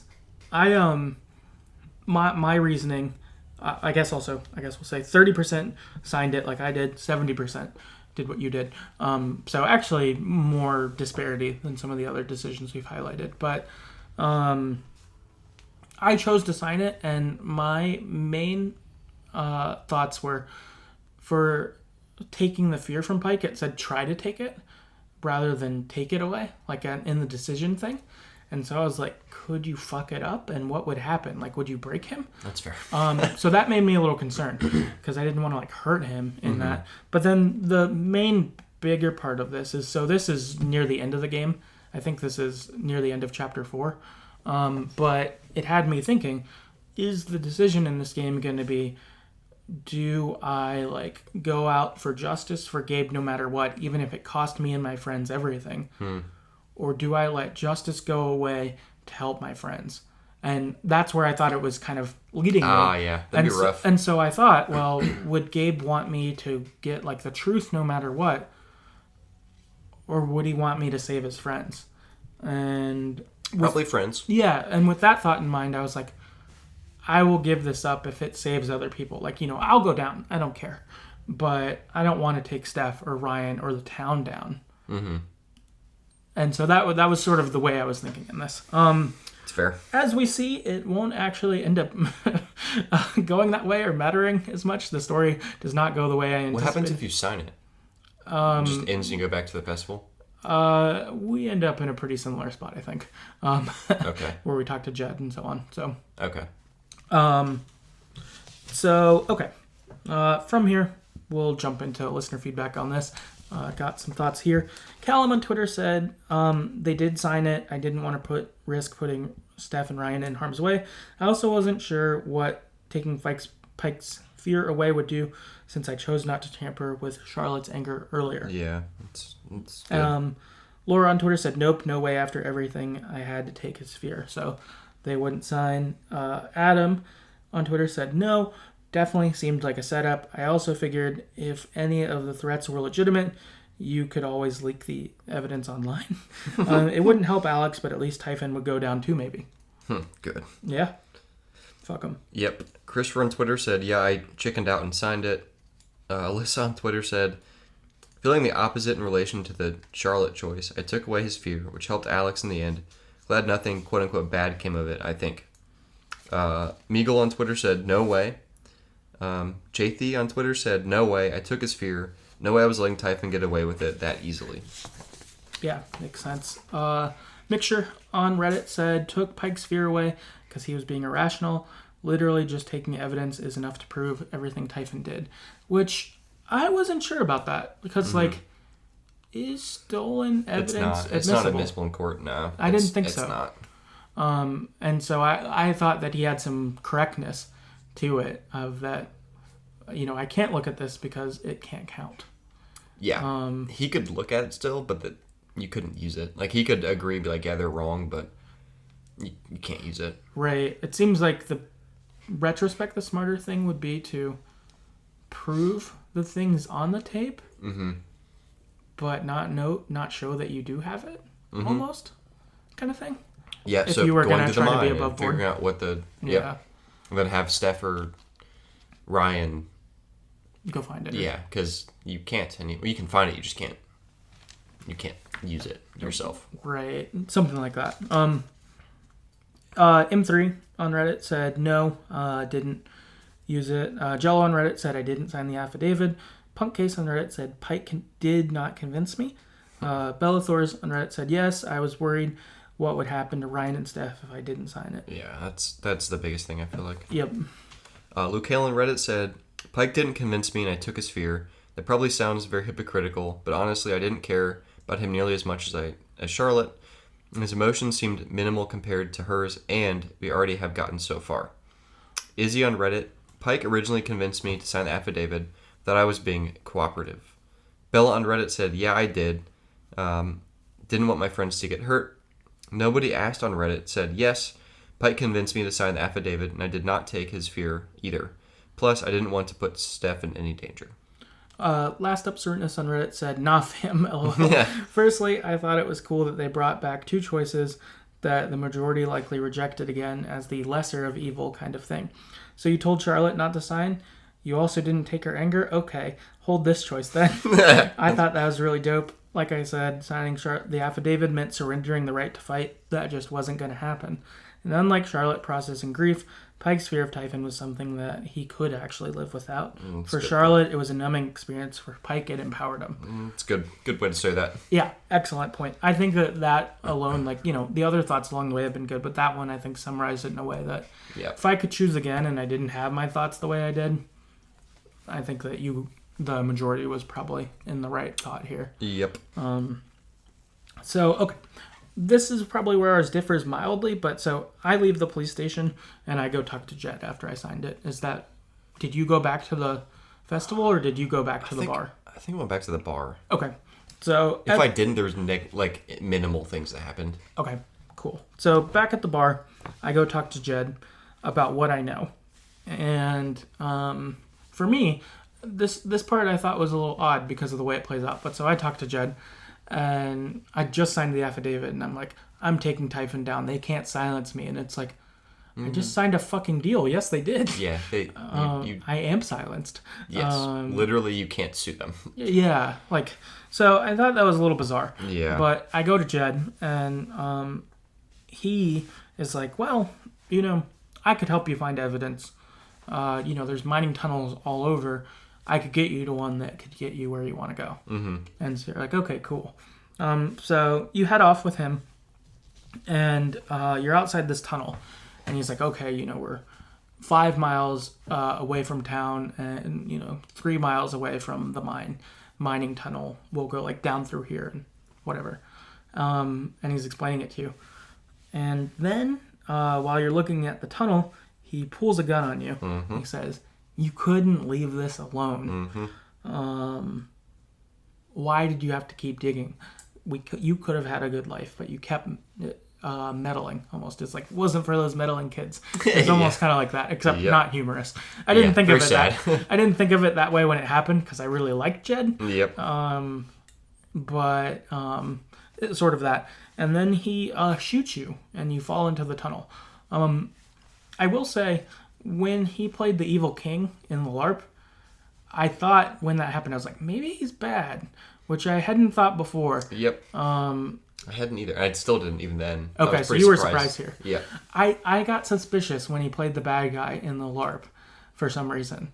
I guess it was foreshadowing, sort of, but he's the evil mayor of the town. Yeah, kind of thing. But I was suspicious then. And I was sad because before that I was like, I love this dude. He's so nice and so helpful and understanding. But then he shoots you into a mine shaft. So Psych. Then he wasn't. So you get shot into the mine shaft. You get this cool picture of Alex, it almost looks like falling into an ocean. It's just blue around her when it's her falling into the mine shaft. But it looked really cool. Yep. You pick up with your final chapter and you're back in the psychologist's office, which is, it gets pretty trippy. Yep. And the psychologist is pressing you about this move. Did you really help anything since you left? Questioning you pretty hard and basically saying you made people's lives worse since you've been there. Yep. And you look around the office. There's various items about you. There's your case file. There's a guitar, blah, blah, blah. Ultimately, this unlocks you going to a memory. And it's memory number 1. You end up having a couple of these. And you're in the hospital. Gabe's sitting next to you in the hallway. He tells you how old you are. So he's like, I'm 12, you're 10. I'm 14. Or I'm 14, you're 10. Play your part. Mm-hmm. And then the scene unfolds. And your dad comes out of the hospital room. He goes and tells Alex to see her mom. You go into the room, and her mom is dying of cancer. And really, she tells you to just be strong for your brother and your father, that you really need to do that you need to hold your emotions in check for them, basically. And she gives you a necklace in this. Also, something notable in this scene, but it does show up in the others, is if you don't learn what you're supposed to learn through touching the various items, Gabe will say, no, that's not how it went, and it'll send you back. Yep. So you need to remember the thing that they want you to. So I think that happened in this one for me, and so then in the subsequent ones, I made sure to do everything to make sure I learned what I needed to. Mm-hmm. So interesting. Memory number 2, once you've gone through this, is you are in your apartment with Gabe. Again, he tells you how old you are and says, play your part. This time, I think it's you're 12 and he's 16 or something. It's a little older. Your mom has since died. Your dad comes home and reveals that he's been laid off from his job. And Gabe's giving him a hard time here. He's giving him a lot of shit for it. Oh, Dad, being laid off isn't going to feed us. And, things like that. Mm-hmm. And it feels bad seeing Gabe be this way, even. Because Gabe was so nice from when we've known him. But you also understand how he would be this way Yep. in this memory. And Alex is trying to keep the peace here, trying to calm everyone down, like, oh, we could sell my records. We could do this. And Gabe is like, why do you always stick up for him? And then Gabe and his dad start pushing each other. Gabe's dad, or their dad, winds up to punch Gabe and accidentally elbows Alex in the face. Mm-hmm. And everyone's kind of horrified in this. Alex is kind of like, knows it's an accident and tries to be like, it's okay. Mm-hmm. But the dad is horrified that it's gone here. Gabe is, you hurt Alex. Like, it's kind of a tense scene. And so the dad just grabs a bag with stuff in it and says, someone else will take care of you. So fucked. And starts to walk out of the door. Yep. And then Alex throws her mom's necklace from the previous memory at him. And it like hits the wall next to him. Mm-hmm. And he bends down and picks it up and walks out. So fucked. Oh, it's so fucked. It's so sad. Yes. One of the most sad things I've ever seen. Yeah. Oh my gosh. What a horrible thing. We get memory number 3. Gabe is sitting next to you at a group home. You're at an orphanage here. Again, tells you how old you are and says play your part. So I think this time it's like, you're 13, I'm 17 or something. And you see a group of letters that Alex has sent to her dad that have been returned. So she's been trying to keep in contact with him. And Gabe is kind of like, why bother? He sucks. Yeah. Sort of thing. So they ended up in foster care after their dad left. Sad. And the kind of memory you look at here is you see different groups of prospective parents looking through the windows at the kids and then explaining why they can't take this kid. Mm-hmm. Take Alex. Like, fucked. Yeah. Oh, are they supposed to be that old? Are they that angry normally? Mm-hmm. Oh, well, like, I don't know if I could take a girl, or all these reasons as to why Alex was not picked. Which is, again, super fucking mean. Yep. I felt very hurt for Alex, certainly, in this. Very sad, man. Yeah, it's fucked up.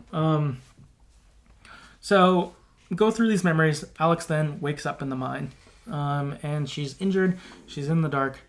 Not great. And she is trying to make her way through the mine. I think she'd gotten shot in the shoulder, maybe. So she's hurt, but didn't. And also fell through the mine. Yeah, fell through the mine. So she's like fucked up, but not like dead, or not like on the verge of death. And as she's walking through the mine, she like tries to light a torch. It doesn't work. But then in the distance, she sees a light. So she follows towards it, and she gets there. And she ends up finding her mother's necklace there. Mm-hmm. And through it, you get these memories, and you find out that her dad had worked in this mine when it had collapsed, and him and like 5 other miners were crushed in the collapse. And that Jed had encouraged them to push further when it was looking a little sketch. Mm-hmm. And then once the bad thing happened, Jed just fucked off with the other miners, and they all said everyone made it out, even though some of them didn't. Yep. So fucked. Yeah, super fucked. Really shitty. And finding out that your dad died here is just rough. Yes. All around bad. After this, you do a little yada yada of Alex getting out of the mine. That gets skipped for us, and we pick up in the bar. And Alex stumbles into the town meeting. They have like monthly meetings between like the leaders of the town, like the city council almost. Mm-hmm. And she stumbles in bloody and fucked up to confront Jed about what happened. And you have Steph, Ryan, Jed, Diane, Ducky, Charlotte, Eleanor, and Pike there. And you confront Jed and are like, you shot me and into a mine shaft. Mm-hmm. And then I found out your dark secret. You're not a hero. Instead, you're a coward. When your men were in danger, you didn't risk your lives to save them. You fucked off and let them die so the rest of you could get out, kind of thing. And when you do this, some of the people in the town believe you, or at this meeting believe you, and some don't. So for me, the main highlights: Steph believed me right away and was on board. Yep. Ryan did not, though. Yep. And then I think I had some of each of the other people. No one else believed me except the sheriff. Okay. I think Charlotte believed me. Probably because I took her emotion. She didn't. Yeah. I think Charlotte believed me, but I think that was it. And then in this, you press Jed a bit, and he ultimately I confesses. think you use your power. And... You use your power to feel his emotions in this. You get the chance to say you forgive him, which is what I did. I did, yep. I think that was better than condemning him in this situation, or that's how I felt. And yep. he kind of breaks down and is like, it's true. I'm not a hero. I've been running away for years, and all that kind of thing. We pick up the next day, and at the apartment, and in our case, Steph. This can happen with Ryan if you went that route, but Steph comes and says, "I want to be with you. If you want to move and go on the road, I want to go on the road. Go on the road with you. If you want to stay in Haven, I want to stay in Haven. You being brave made me want to be brave too. I don't want to just put my own interest first. I want to put you first and build a life," kind of thing, which was cool. And then after this, Alex goes on to the roof and has a conversation with Ghost Gabe about her decision, which was actually really, really good. Yes, it was. This was maybe one of the best parts in the game, I would say. And he gives this, he kind of asks you what you're going to do. Are you going to leave? Are you going to stay? And at first he tells you should stay. And then you're like, okay, I think I might. And then he's like, but maybe you could leave. Yeah. And not helpful. And she has this fuck off, Gabe. And she's like, I don't need this. I need you to be a big brother. That's what I need. And then he goes on this monologue about what life could be like in Haven. And it's really good. They really landed the scenery for this. Yep. They fucking killed it here. But he explains what life could be like in Haven. He's like, imagine you don't get on a bus tomorrow. Neither does Steph. That you work at the record store, that you do this, that the memories of Jed and Typhon and me eventually fade into the background. And you see the leaves change in the snowfall, and you see a montage of their life and everyone moving on. And, Ethan and Charlotte at the apartment, and Alex and Ethan are playing video games, or Alex and Steph holding hands somewhere, or Charlotte on a date with someone else, maybe meeting someone, different things like this. Riley with someone else. The town moves on and presents this as you've changed this town, performing at the festivals in the future, things like that, and that you've transformed this town and it's transformed you as much as you've transformed it, kind of thing. And it's pretty nice. Very appealing. Yeah, very appealing. And then he does also give you a little bit of the other side of, or you could go adventure. You've transformed this town, but why couldn't you transform anywhere else? Anywhere would be lucky to have you, kind of thing. It's really good. Really, really awesome. And so finally, you make your last decision of the game. What will you do for your ending? I chose to stay in Haven Springs. Same. And both of us with Steph, I assume, had that. Yep. 57% of people chose to stay in Haven Springs. 43% of people chose to move on and seek adventure, to perform music on the road and all of that. Why did you choose what you chose? Just the vision that Gabe cast was it seems pretty cool. Yeah. I know, it'd be kind of sad at various points, and maybe for a while, but it seemed this is our first home we've ever had since our mom, dad, and dad left. Probably worth sticking it out and seeing what happens. So I think that's kind of what got me. Yeah, same. Yeah. Yeah, they have a home. It seemed right to me. That vision really appealed. Yeah. I was in, for sure. Also, Haven's sweet. Yeah, and Haven's sweet. Yeah. So, yeah, that's kind of what I thought, too. 57% of people did that. 43% did the other. Feedback here. So Adam on Twitter said, I left to be with Steph. I think it would be weird living in a town where your dad and brother were murdered. But in my head, at least Steph and Alex would come back to visit. My only complaint in my ending is I thought Alex and Steph leaving would play music together, but in the last scene, only Alex was playing. Assuming this was a budget thing, or maybe I'd misheard Steph's plan. I watched that too. I think it must have been a budget thing, because it was weird. You get or I didn't like it, is that Steph was in the audience and she texted you while you're performing, and the way that Steph had pitched her plan earlier, like I could see, we'll be a band and we'll like live on couches and shit. Which that would sound more appealing than how that sounded. Yes, to me. I agree. Meagle on Twitter said stayed in haven with Steph. Basically heaven. Yeah. Callum on Twitter said stayed in haven with Steph. Alyssa on Twitter said my first run, which I think is my headcanon. Everyone sided with Alex in the vote. Stayed in haven with Steph, and if Gabe's look into the future was basically what will happen, they end up married. So I think finally a hopeful, positive ending. Yeah. Laura on Twitter said left haven with Steph. Although I didn't like that even if you're on good terms with Ryan, he supported me and all that, he doesn't appear in the imagined ending staying or going to say goodbye at the bus stop. Yeah, I thought that was too bad. I would have wanted him involved in my life after that. It's not like we couldn't have moved on. Yeah. I was sad not to see him as well. Yeah. Justin on Twitter said stayed in haven with Steph. Perfect ending. Christopher on Twitter said left haven with Steph. Mark on Twitter said left haven to pursue music with Steph. If the game gives me a start a music career with a cool girlfriend option, I am going to take it. Also, I live in Salem. So in my head, that's where they ended up. I had to represent my hometown. Fair. Which, yeah, fuck yeah. I would do that too. Yep. Jewel on Twitter said left to Berlin with Steph. So they went far. Yep. Chathy on Twitter said I told Ryan I'd take time to forgive him, but I'd be willing to try. I stayed in Haven with him and worked to build a future. Chris on Twitter said lived happy with my girl Steph in Haven.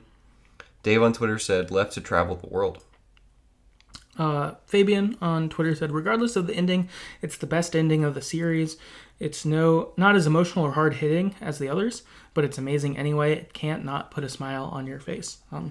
Yeah, definitely positive. M3 on Reddit said stayed with Steph. Bellathor's on Reddit said stayed with Steph in Haven. Funkcase on Reddit said, I stayed in Haven. I didn't romance anyone, but I got the Steph ending, as there's not a platonic ending. So I guess that, it goes, I guess you can't go platonic. Huh.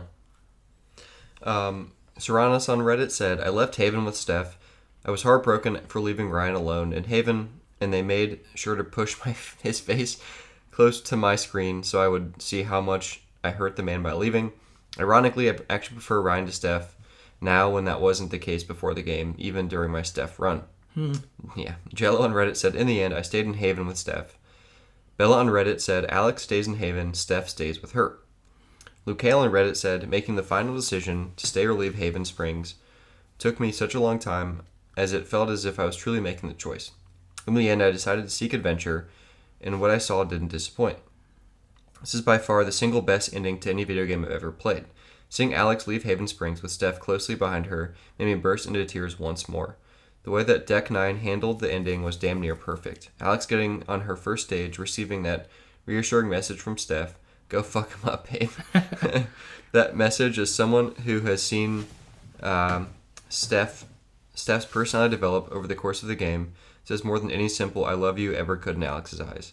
Alex's final words are, hello everyone, I'm Alex Chen. Leaving this much open to interpretation is so fitting with the type of ending that I chose. I like that. I thought that was a good way to talk about that ending. Oh yeah, that's very well said. Mm-hmm. Nobody asked on Reddit said, my ending was getting on the bus out of town with Steph. I couldn't figure out why a 21-year-old with no student loans and a whole big world waiting for her, with her girlfriend who backed her and never doubted her, would stay in a tiny mining town where not only her brother was killed, but also her father, and then live in an apartment above the bar of the man responsible for the father's death and attempted to murder you made no sense. That would never feel like home to me. It may have been Gabe's home, but it wasn't Alex's. My Alex wanted to help people, and I think she deserved to broaden her horizons and possibly go to school to become a therapist or some sort, or create a program to benefit foster children. Who knows? The world is her oyster. Steph deserved to leave and have her adventure with her too, especially since she was planning all along to do so, but Sade forgave. I didn't want there to be a reason she stayed again and not followed her passion. They were very young. It didn't make sense to remain in town, which had very little job opportunities. How many people are buying records? Fair point. For the long term. I never spoke to Ryan again after he doubted I was telling the truth. The game didn't give me the option, but I also don't know if I would have had much to say to him. Besides, I'll always be a friend, and I understand why you wouldn't want to believe that about your father as a murderer, but I still feel betrayed that you felt like that. Which, yeah, that makes sense. Yep. I think for me, I wondered if just the, the appeal to the road didn't make sense to me for a me perspective, but I think if it would have pushed it harder as Steph and you doing this together, I could see getting on board with that more for me. But since it felt like it was I guess in real life I would have had that discussion. Yes. Sort of thing, and been like, hey, Steph, do you think we should do this? And then make a decision together. Yes, as opposed to, I'm doing this. You follow me or not. Yeah. But, okay. Yes. That is the game. We did it. So, general thoughts on this game for things that we haven't gotten hit up. We've talked about a lot of things I would share. So, but one brief one I'll share, and then one longer one. Brief one being is I think that Ryan and Steph worked out really well as being your friends and or romance options, and that they really nailed this because in previous games there's more of one good person and then another option for some reason. So Cassidy, in my opinion, is the good option in Life is Strange 2 versus Finn is not really a good romance option, but he's there. Yeah, he kind of sucks. Or in the first game, Chloe is the good romance option, or you could romance Warren. Warren's kind of cool. He's okay. He's not. Yeah, they don't really sell him. They don't sell him. Yeah. But this one, they sold them both. And yes, they're both great. And the other one feels like a good best friend outside of the one you would pursue. So I think they nailed that. Yes. We did talk about that some earlier, but I agree. Unrelated thought, but I don't know, another one I have is I think that the game being episodic or not being episodic, it worked out fine getting it all at once, but I think I like the episode way better still. Yeah. Because I think it kind of removed the event feel. I know when the Life is Strange 2 episodes were coming out, I was just so stoked. Like, oh my god, I'm going to play that today. I can't wait to see what people think. And I think that was really good. And if this means if Life is Strange no longer does that anymore, that this is the new model, it's fine, and I'm okay with it. But I would prefer episodes, not 3 months apart like they were for Life is Strange 2, but even if they were like monthly, if just for 5 months you got one each month, that'd be awesome. And I think I would prefer that to this. But this was still good and worked out, and as we've talked about, we like this game. But I think if I would have got it bit by bit, that might have been better. Yep, I think I agree. I think maybe that's one of the reasons why it felt shorter, was because you can just fucking play it straight through if you want to. Whereas you had to wait in the other games. Well, I guess I played the first game after it all come out. But still had to wait a little bit. And I feel like it broke it up more, and then you had like the kind of cliffhanger at the end of each episode with a big decision. You're like, oh, what the fuck?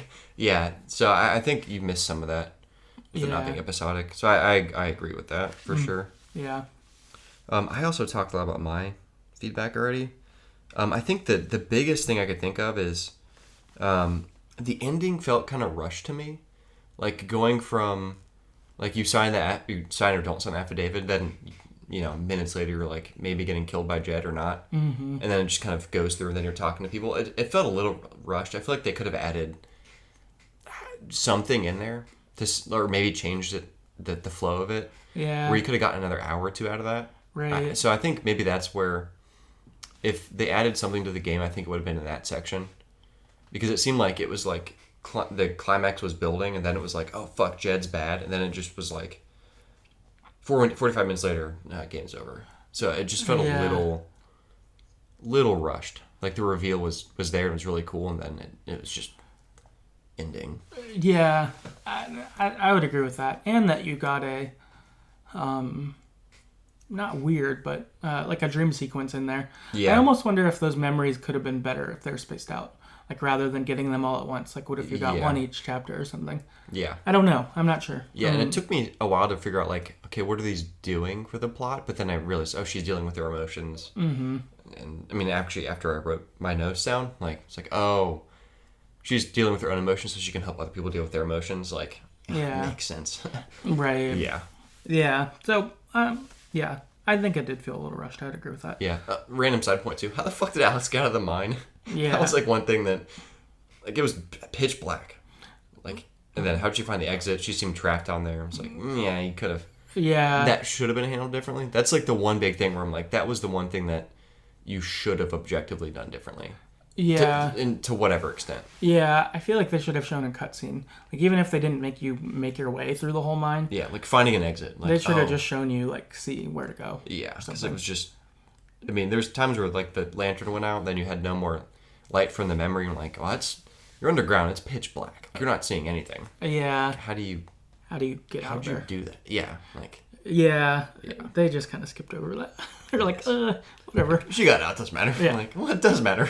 Yeah. I mean, minor point relatively, but one of those things that when she did get out, it's like, what? Yeah. She how did you...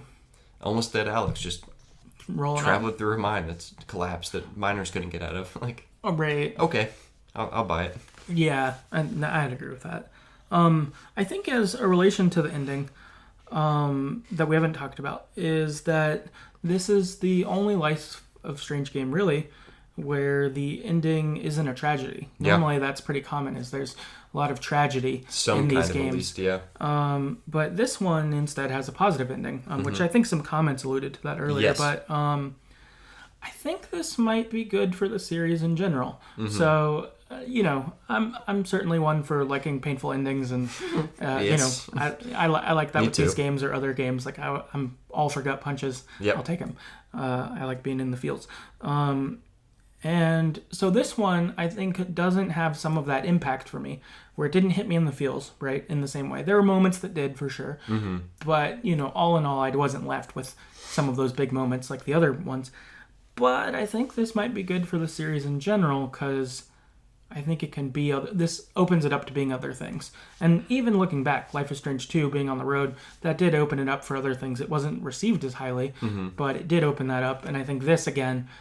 kind of saying the series can be other things. And I think probably long-term for Life is Strange, that's probably good. That they don't all have to be... Yeah. There's not just a mold they fit into. They can kind of expand the mold, I guess. Yeah. And so I think that's probably a good thing long-term. And will probably make Life is Strange games better as a whole. Because they didn't punish us on the way out. Like has happened before.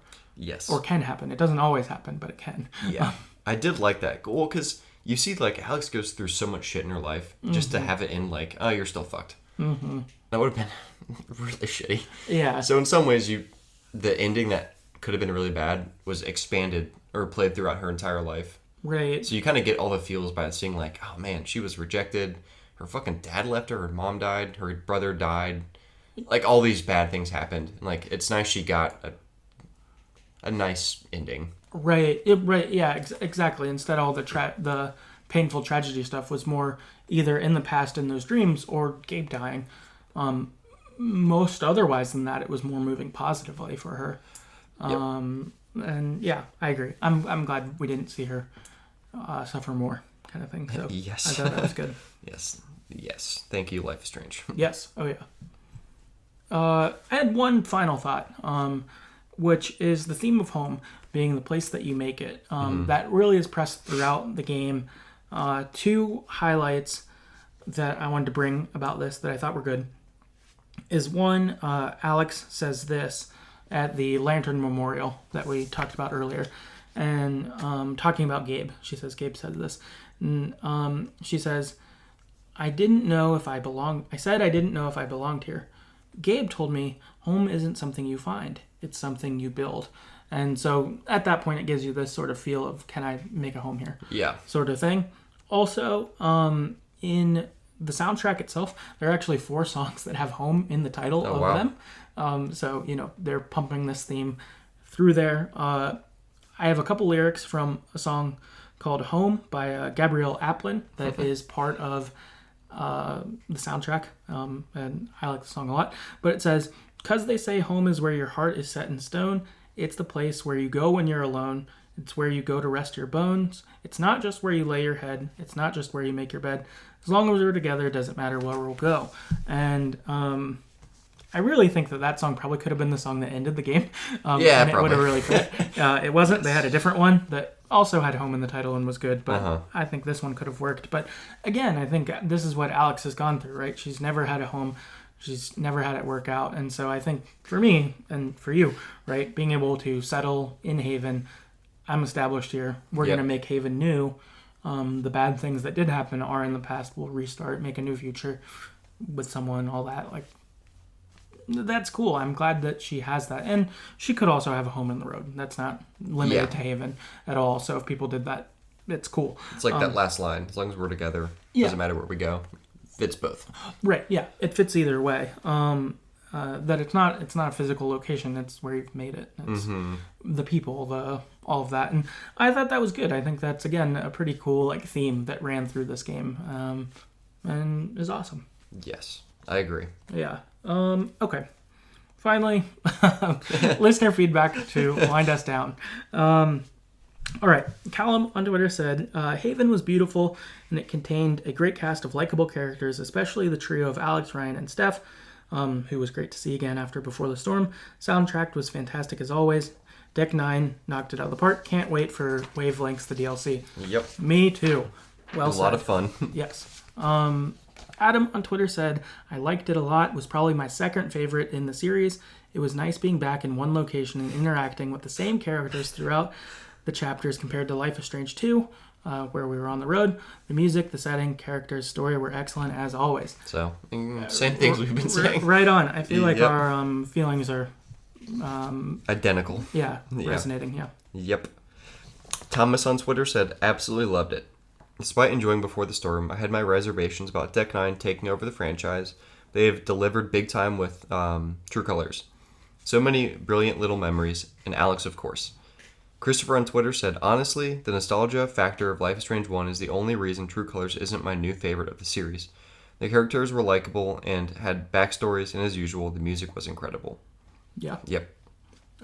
Daniel on Twitter said, while it didn't hit me as hard as Life is Strange 1 or Before the Storm, I'm glad to see it had a great impact on the majority of people who will share these experiences. That's what counts the most. Yeah, and that makes sense. I can see it. I don't feel like it hit as hard as those games for me either, but I think the overall experience to me makes it more elevated, but I would agree with that. Yep. Alyssa on Twitter said, generally speaking, I'm incredibly happy with the game. After finishing it twice, I'm watching Let's Plays now. Once Wavelengths is available, a third run will happen. To me, this is on level with the original game. So a lot of love there. Nia on Twitter said, I loved it. Mark on Twitter said, Erica, Han, and Katie, who were the voice actors for Alex, Gabe, and Steph, really killed it in their performances. Everybody did well, but those three really stick out to me. I agree. They really landed. I love Gabe. Like, for how little time we got with Gabe, I thought he was great. Yeah. He was Character phenomenal. was really good. Voice acting really good. Yeah, and then same thing for, I thought Alex was a great playable character. Steph, of course, great as well. But I agree. Those really stood out. Oh, yeah. Chathi on Twitter said, the facial animation tech they used this time around was fantastic and added so much emotion to the characters, which is important when the game is centered around emotions. Yeah. Yep, I agree. Breezy on Twitter said it was over too soon, so a little short. Yeah. Yep. Martin on Twitter said it was good but really short, so more short. Mixture on Reddit said loved every bit of it. Izzy on Reddit said loved it. It's my favorite game in the series. So good. Yeah. Surprising. Awesome. Mandel on Reddit said I enjoyed it, but it did feel too short. Or it didn't use episodes as efficiently as they should have. Episode 3 was almost entirely dedicated to a LARP game. Come on. Which, that's fair. I think if you didn't like the LARP, that probably really fell flat. That's like a fourth of the game. Yeah, that was that was a huge part. M3 on Reddit said, I thought it started rather slowly and took its sweet time in the first 2 episodes. Then it got really good in episode 3 and 4, only to fall flat on its face when you meet Pike in episode 4 and never recover until the end. Overall, I liked it quite a bit, but due to the weak, very the very weak last episode and some change, I can't rate it much higher than number 3 on my personal Life is Strange list. I was also rather disappointed in the lack of meaningful decisions and, ironically, emotional content. So, it sounds like they liked it all right, but they had some harsh criticisms. Yep. It's fair. Lauren on Reddit said, I felt disappointed. Jello on Reddit said, I really enjoyed the game. I wish it was longer and there were more endings, but I thought it was beautifully done, especially the scene with Eleanor in the flower shop. I thought that was really good too. I thought it was an incredible story about emotions and healing. Bellathor's on Reddit said, I wished it was longer, but the story was beautiful. I love the soundtrack. Doing the LARP was the most fun part of the game. So either you loved it or hated it. Yeah, I think so. Funk Case on Reddit said, Alex is amazing and I absolutely loved how much she is conveyed, even in her mannerisms. I always got the sense that she truly cared for other people to the point of being, of that being her own happiness. For example, seeing how she smiles when she realizes Ethan is starting to have fun during the LARP. It's subtle and super endearing. With that said, the game is way too short and I want more of Alex. Yeah. Belle on Reddit said, really loved the game. You Know Who broke my heart. It's not a Life is Strange game if your heart doesn't break. I have to say that I absolutely loved the LARP chapter and am super thrilled they incorporated mini games, arcade, into the game. I guess overall I'm just sad it's over. I don't really have any need to replay the game except to maybe intentionally have no one defend me at the council meeting. I paid $80 for the deluxe edition and I don't think it was actually worth the price tag looking back. Yeah. I could see feeling that way. Yeah. Nobody asked on Reddit. I liked Alex. Can't say I was in love with the game or that the ending will leave me thinking about it for days. Life is Strange 1 killed me. Was way too short for the amount of money paid for it. I wish Steph was more fleshed out or there were more romantic scenes or hell, even more regular interactions between them instead of relying on time jumps to explain how the friendships developed. It did, however, feel more realistic dialogue-wise. I didn't find myself cringing at how everyone spoke like in Life is Strange 1. Yeah. Ready for the mosh pit, shaka bra. That's fair. Yeah. I also really enjoyed the whole LARPing sequence. I wish I was able to explore beyond the one street in the town. It was extremely aesthetically pleasing game. It made me want to teleport to Colorado. Oh yeah. I wish I could have explored a little more too. I liked that we had that one street, but if they would have given me more to go or more to talk to, I would have been about it because Haven was a cool place to be. Yes. Seranus on Reddit said, I love True Colors. It's my favorite title in the series to date and renewed my love of Life is Strange. Said this numerous times now. I believe Deck 9 did an incredible job with these characters. Of course, it's not a perfect game and far from a perfect narrative, but I took a lot away from True Colors regardless. If I love the characters, I will always follow and care about their journey, no matter how flawed the main story might be. Much like the last 3 games, I can go on and on about what is flawed about True Colors, but I feel the love packed into the characters of True Colors just as the other games. No, the characters aren't exactly controversial or multi-layered like Chloe or Daniel, but they're still genuine people with their own fears and struggles that I wholeheartedly empathized with. Yeah. This is good. I feel like we're not done, but I feel like this is good. There are some people it didn't work for. There are other people who really love this game. Yeah. And I think that this shows they did a pretty good job. Yep. I would say overall. Yep. Last up though, we have Luke Hall on Reddit. There's another page. No, never mind. I'm wrong. And they had, in their comment, they actually linked to a post they made on Reddit about their thoughts, and they had some thoughts there that were pretty good. So I pulled an excerpt from that to this because it was on some of the questions we asked. So here's the excerpt. They say, to wrap up, Life is Strange 1 was extremely important to me during the time of my life that I played it. And True Colors is extremely important to me in the current time in my life. Making this choice has been extremely difficult, but I've finally decided to let Life is Strange 1 go from my 3rd spot on my top 10 games of all time, and True Colors has taken its place. Wow. Life is Strange 1 hasn't just moved down a spot, I decided to remove it entirely. The game will always be important to me, but True Colors experience made me realize it's important for new memories. Going through my top games list and adding True Colors to my 3rd spot overwhelmed me, as I had quite literally grown up with Max and Chloe, and the decision was almost symbolic as my growth as a person, which I am too grateful for. Tried to hold it back, but simply writing this made me cry again. Oh, and so I thought that was really cool of just how impactful this is going. And even that thought process, like I would, like they mentioned, I would probably just move it down one spot. But I think that thought of that's gone, that's the past, it's good and it's important, but this is like the new. Mm-hmm. It makes sense. I thought that was cool, and I felt like that needed shared for sure. Yeah. Their longer post is linked to on the Reddit post, so if you find it, you can read their further thought. They had more thoughts there, but I felt like that section of it really encapsulated it well. Yeah.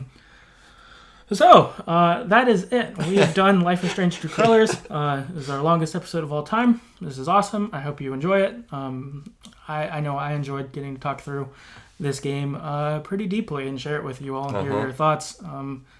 I don't know. Again, another really like rewarding thing about doing this podcast and seeing people love these games together with us. So thank you for coming along for this. This was cool. So wrapping up. Thanks for bearing with us. Yeah. Thanks for being here.